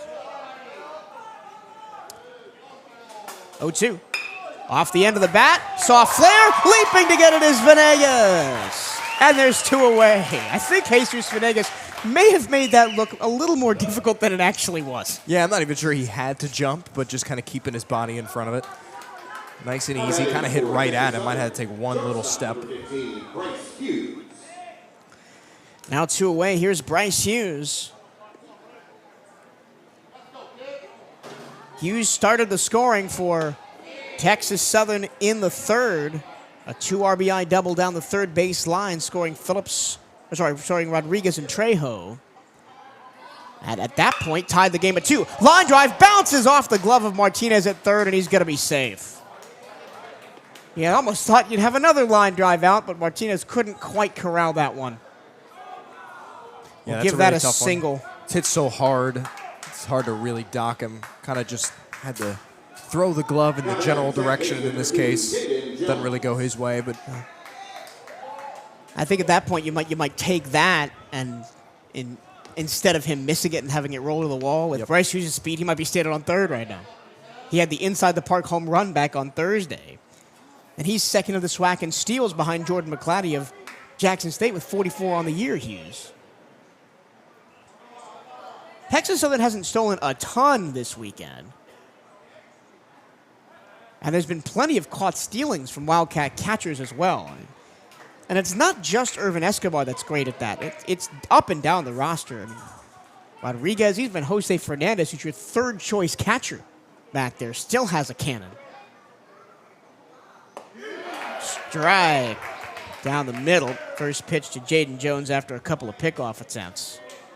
Jose Fernandez is someone we haven't seen this weekend, but could be a very key piece come the tournament. Now, they're pitch hit spots or maybe a spot start in game 2 or 3.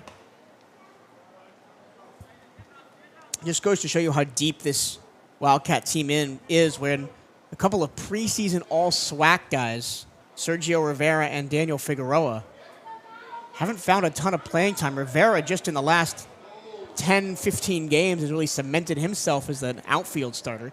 Figueroa got the start today, partly because it's senior day, partly because he performed well last night, but has not been a mainstay in the outfield. 0-1, swing and a miss in the dirt, throw back to first. Hughes shows off his speed and dives back in there.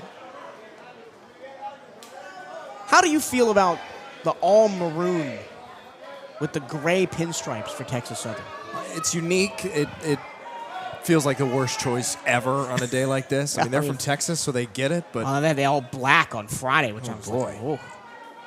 But their primary colors don't lend themselves to many, uniform opportunities, right? When one of your primaries is a gray, which is already a generic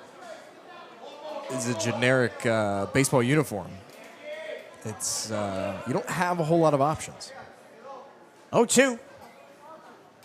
Zambrano deals. Nope, not before he throws back to first. Want to be careful with these pickoffs. We've seen plenty of times this year. Failed pickoffs to first, allow free base runners. Once those runners start moving, it feels like an inevitability that they're going to come around to score. Zambrano steps off, takes a timeout. He's got Jaden Jones where he wants him in an 0-2 count. Jones is 1 for 4 today. 2 ground outs, a fly out, and a 2 RBI double back in the third.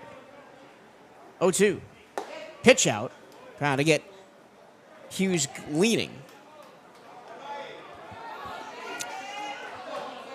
And it's 1-2. With Bryce Hughes, I kind of get the attention. Usually I don't with 2 outs. As here's the 1-2. Breaking ball towards short.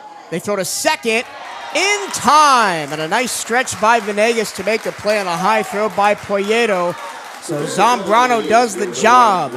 No runs, 1 hit, and 1 left. And we go to the bottom of the 8th. Wildcats looking for insurance with 3 outs to get here on the CatEye Network.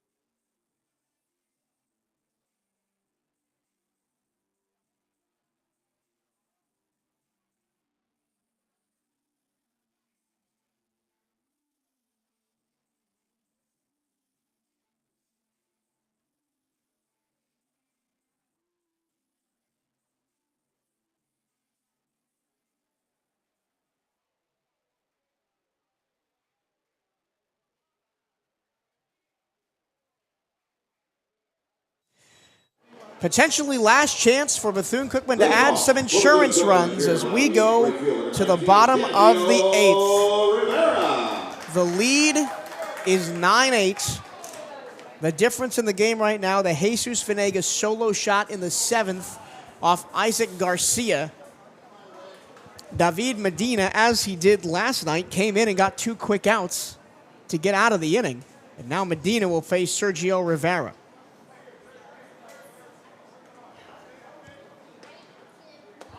Bryce, you almost feel like a run is not just wanted, but necessary here. Yeah, it really does. Even after the way the last inning went, which the first one felt kind of calm for a while, still feels like you probably need 1 or 2.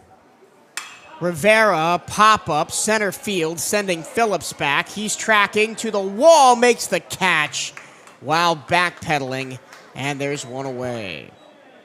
Yeah, another one they just kind of send up in the air and hope something comes of it. Unfortunately, another one where you do it to the deepest part of the ballpark and you're asking for a lot. Those fly balls are not going to help you much come tournament time. And they're going to change pitchers here. Okay. If you're going to leave Medina in across the inning break, why not just change pitchers at the inning break? Anyway. So 3 outs across 2 innings is delivered by David Medina, and then he is going to be done. And we'll see who Texas Southern brings out of the pen to try and get the last 2 outs and see if they can tie or take the lead in the top of the 9th. That's extremely aggressive. All right, Bryce, put your coaching hat on. Why leave Medina in 1 batter? He got an out, and now you're taking him out. And it's also not, righty and a lefty switch. It's not a situational thing. The pitcher is Jace Maynard, who we saw last night again. I mean, it really just could be trying to get the work in. I mean, I don't know. And there's still a couple of guys down there in the pen that are ready to go behind him even. So I'm not entirely sure. Because, I mean, even if you wanted to flip it when you get to the lefty at the top of the order in Darrell Lee, then you still have another batter to work with until you get there. And if you got to Darrell Lee, even if you didn't like the matchup, but there were 2 outs, then, you know, you might change it or you might keep it. Jace Maynard was maybe the most successful reliever that Texas Southern threw yesterday. Came in the 4th, got 3 straight outs against Figueroa, Lee, and Martinez. So maybe that's why they're bringing him in now, to face the exact 3 guys he got out last night.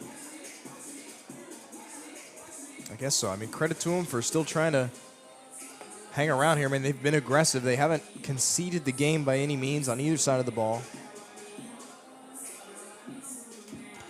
Maynard, a 9.60 ERA, dropped it from 10.29 with his perfect inning last night. 15 innings pitched on the year.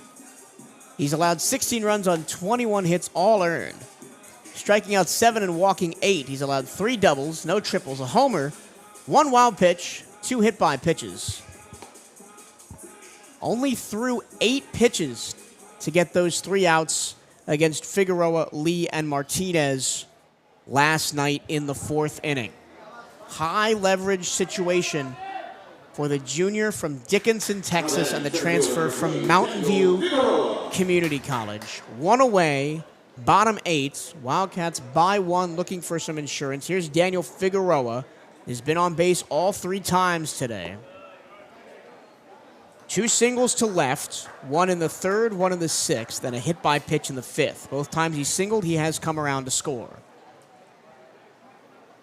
A ball and no strikes. Maynard deals. That one's turned on down the left field line. That is going to drop in, fair ball just inside the line and roll to the wall. Figueroa racing towards second. He'll be there with a stand-up double.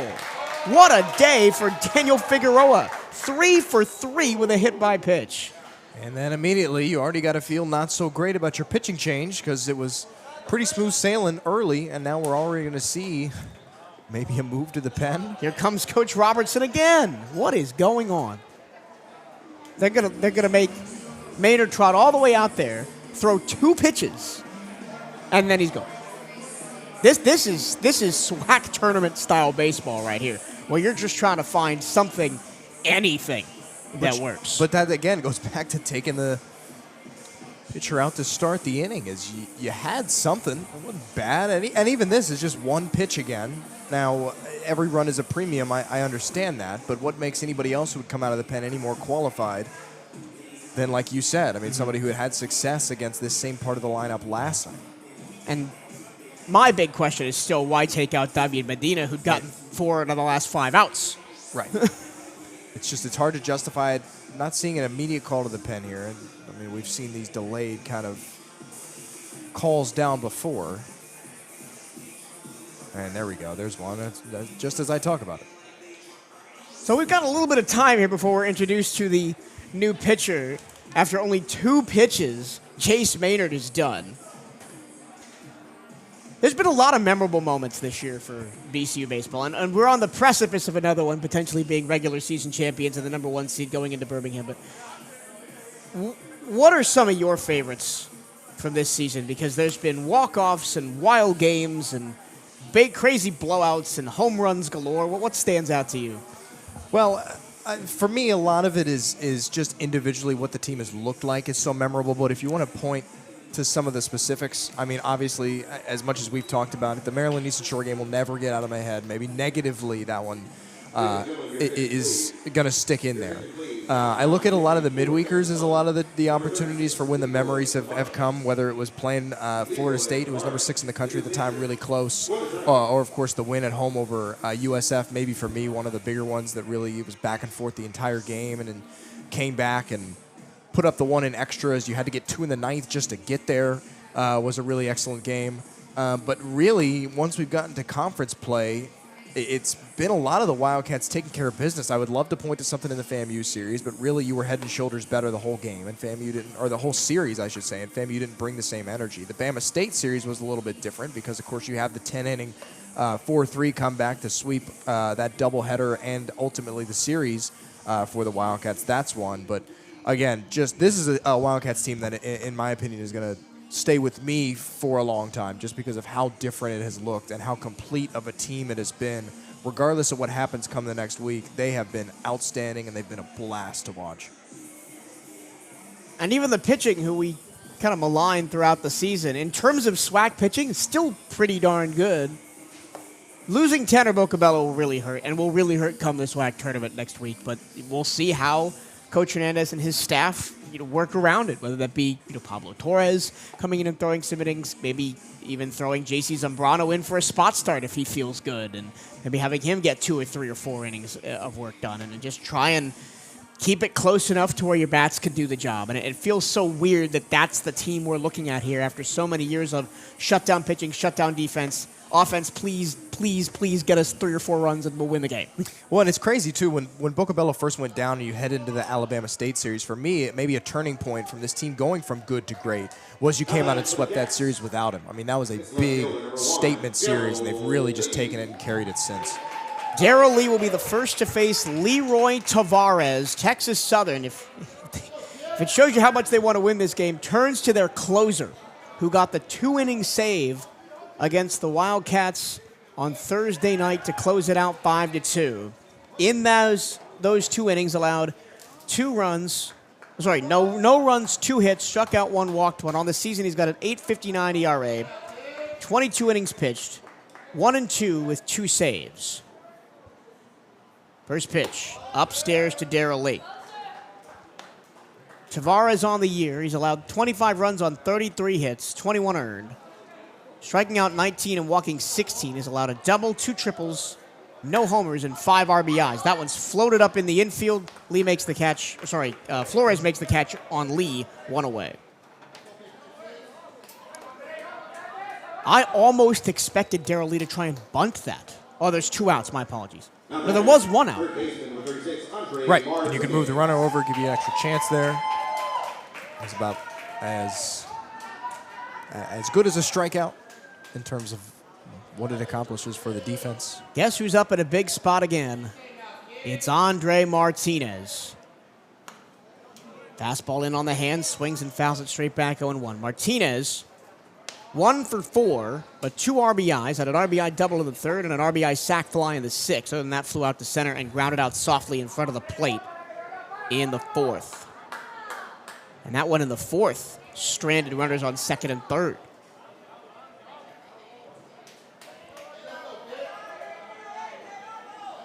Oh, 1 from Tavares.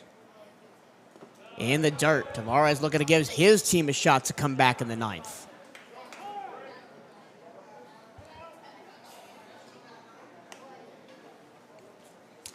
On Thursday, in those 2 innings, Tavares didn't give up a hit until Poyeto got an infield single. Armani Newton got a single.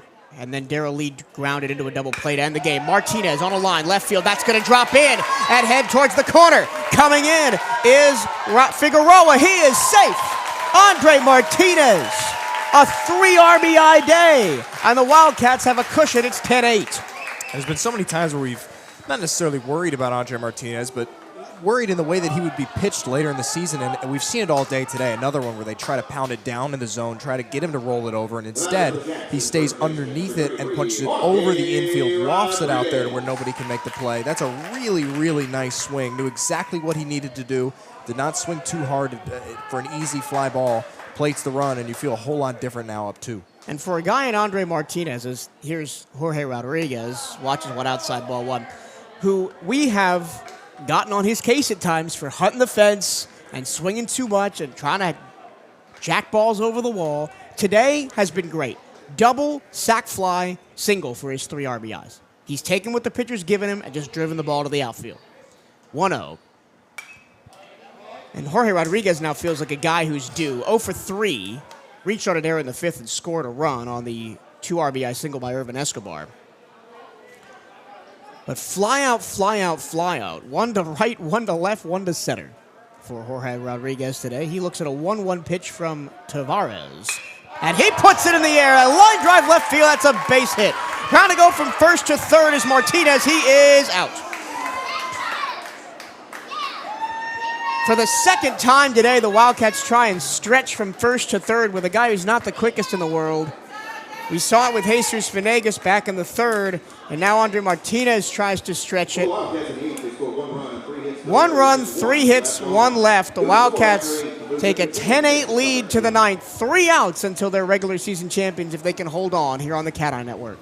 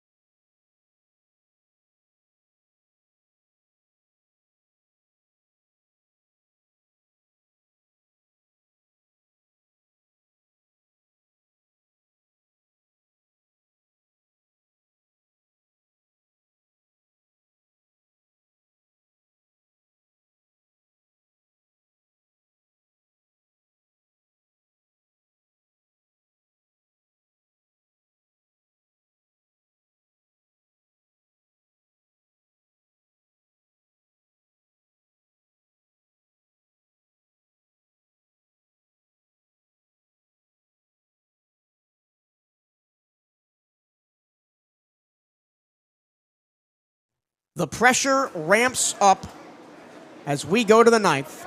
The Wildcats got an insurance run. They lead 10-8. Damian Garcia leads it off for Texas Southern against Giancarlo Zambrano.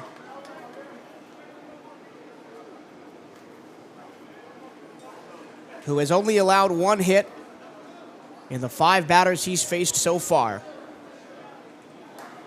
3 outs away from a regular season title in the SWAC are Bethune-Cookman. 1 ball, no strikes. Garcia in the game. Struck out in the second. Was hit by a pitch in the third.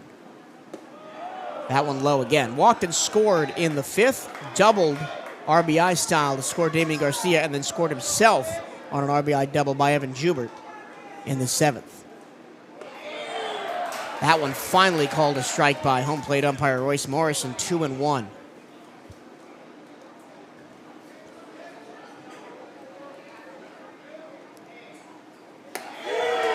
Zambrano deals a strike, 2-2. He's been walked off once already this year. That was his last appearance against Stetson. On this season, Zambrano is 5-2. That one in the dirt, it'll go full count. Is 5-2 with 2 saves. Hasn't had a save since the 7th of March, but has been mostly used as a long reliever, not a closer. And if Zambrano can shut things down here in the 9th, he's in line for the win. 3-2 to Garcia. Swing and a miss. Punched him out, fastball inside corner, 1 down. Well, starts down in the count again for Zambrano, and a really nice recovery there. And one of the things the Wildcats have struggled with most this afternoon is finding that put-away pitch, finding a swing and miss, finding something that they can drop in the zone and fool a batter, and that's a great one right there. Wildcat pitching has not been lights out on the strikeout front today. Just 4 strikeouts for the Cats. Oh, sorry, 7 strikeouts. Reading the wrong roster. So 7 strikeouts for the Cats today. 3 for Torres, 1 for Jasmin, 1 for Garrido, 2 for Zambrano. I think maybe I thought they didn't have as many strikeouts because not one guy had a bunch like we saw Sanchez get 10 on Thursday night before being saddled with a no decision. Timeout taken before Jaden Flores gets ready to stand in the box. No pinch hitter here for the Tigers. Flores, 2 strikeouts in the 2nd and 3rd. Walked and scored on the 5th. That was against Carlos Jasmin, and then he went to third on 2 wild pitches and ended up scoring on an RBI single by Lejeune. Popped up on the infield. Taken by Rodriguez. The Cats are 1 out away.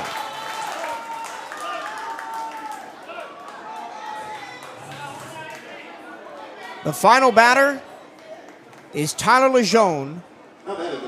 2 for 4, 2 RBI singles in the game. 1 in the third, 1 in the fifth. Other than that, has flown out to left and flown out to center. First pitch to him, swinging a ground ball towards second. Fielded by Venegas. He throws to first, and the Bethune-Cookman Wildcats are regular season champions in the Southwestern Athletic Conference. This one belongs to the Maroon and Gold. It wasn't easy, but they got it done.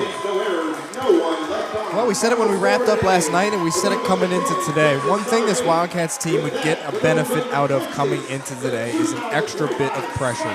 How many times do you wrap up a regular season with kind of a snooze fest, something where everybody's kind of just going through the motions, knows what's at stake, knows what's done, nothing to play for? Well, you had a lot to play for today, and as much as we said, yeah, it's a regular season title, it's great, but it's not everything. The Wildcats played like it was everything today. They did a great job on both sides of the ball, just battling, right? I mean, it wasn't always easy for the pitchers. There were so many jams that were escaped out of from a multitude of different guys. Peak among them, I think, for me, that coming out of today, you feel a lot better about going into Birmingham is Zambrano. Excellent tonight, absolutely excellent, and a guy you felt like you really needed.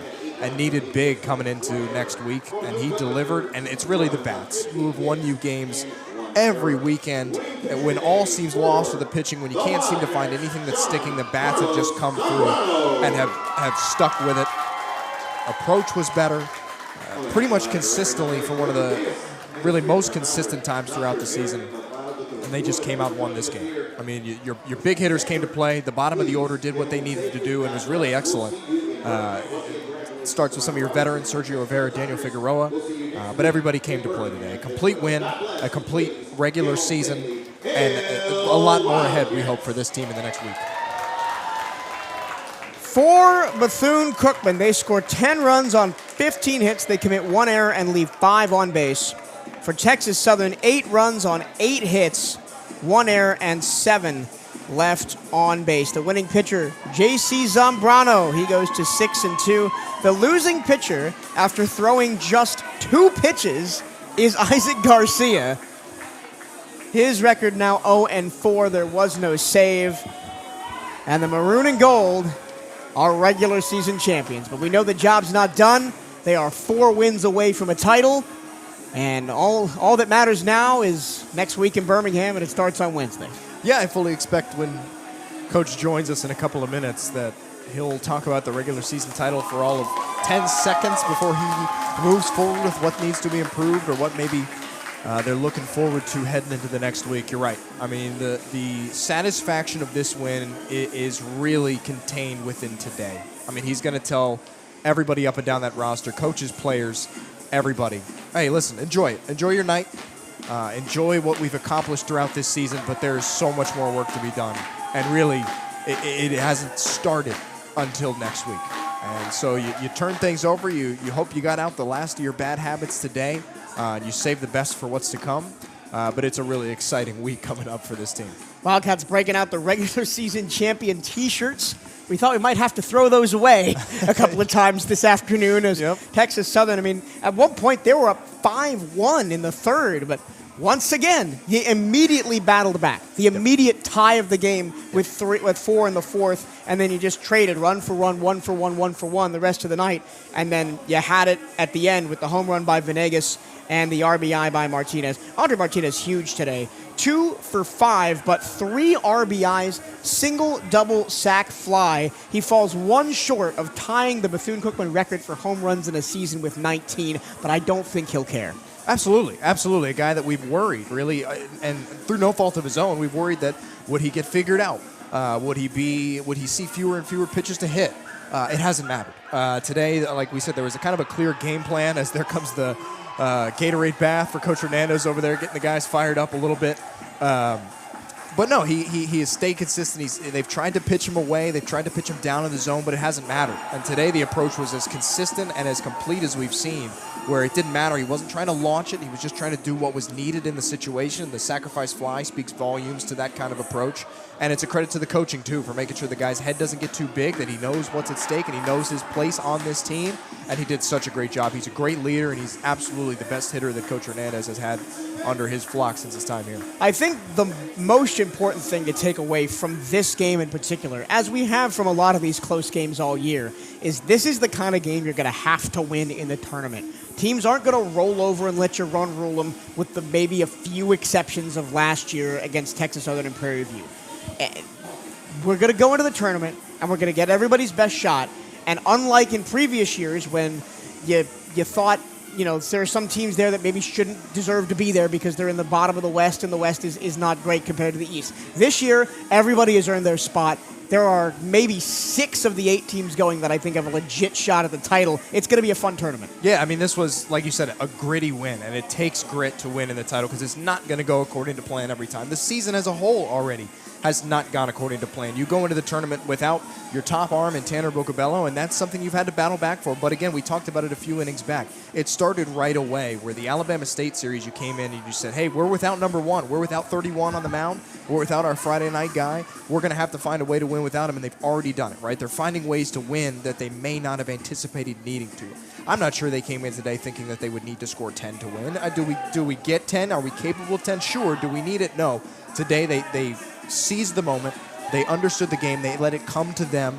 They played as they needed to, and they came out with a gritty win. You're absolutely right. There's nothing about a tournament that it comes down to you enforcing your will and just dominating all throughout. There's going to be spots, whether it's one guy here or there, whether it's the whole team called upon in certain situations where you're going to have to battle, and they battled today.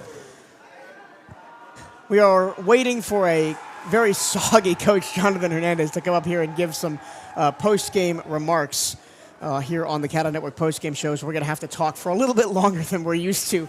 Yep. Bryce, again, I mentioned it right at the top of the broadcast. This is the 80th broadcast of Bethune-Cookman Athletics on the CatEye Network from August to now. And, we could have had a lot more. We were basically without all of softball because of the construction over at Sunnyland Park. And we missed some baseball games due to conflicts and crossover season and all that nonsense. But just the work behind the scenes to get all this up and running. And I want to shout out a big thank you to all the student interns that helped us all year long. There are too many to name, but especially with cameras at baseball and basketball and working behind the scenes on our radio broadcasts when we've traveled. They are the heart and the soul of the CatEye Network. Yeah, it takes an army. It really does. And it's everybody, much like, a regular season championship. You got to know your role.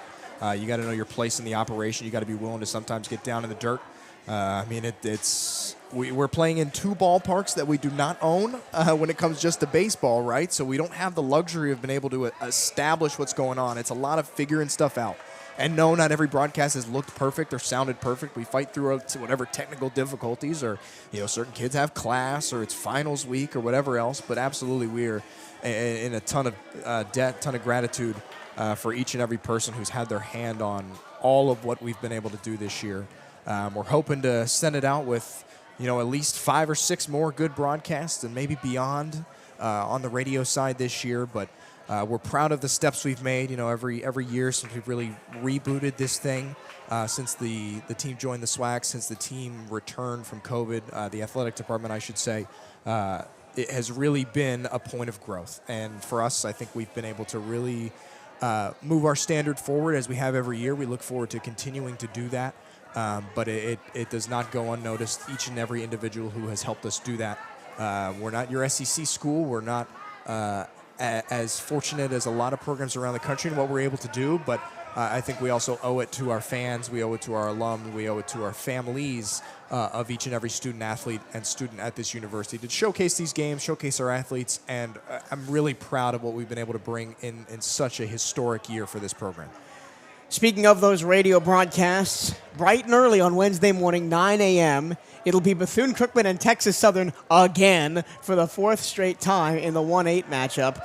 And I don't know, with a loss on Thursday and one that I really had to grit out today, I don't feel maybe as confident as I did going into last year's tournament when we played the West teams, Prairie View and Texas Southern, and just kind of run roughshod over them. I don't think that's going to happen again, but you're going to have to tune in to find out. And I think I'll give the SWAC credit, and really a lot of it is the East coaches in the SWAC, or formerly the East, who made such a stink about the divisions, about everything, that forced the issue here.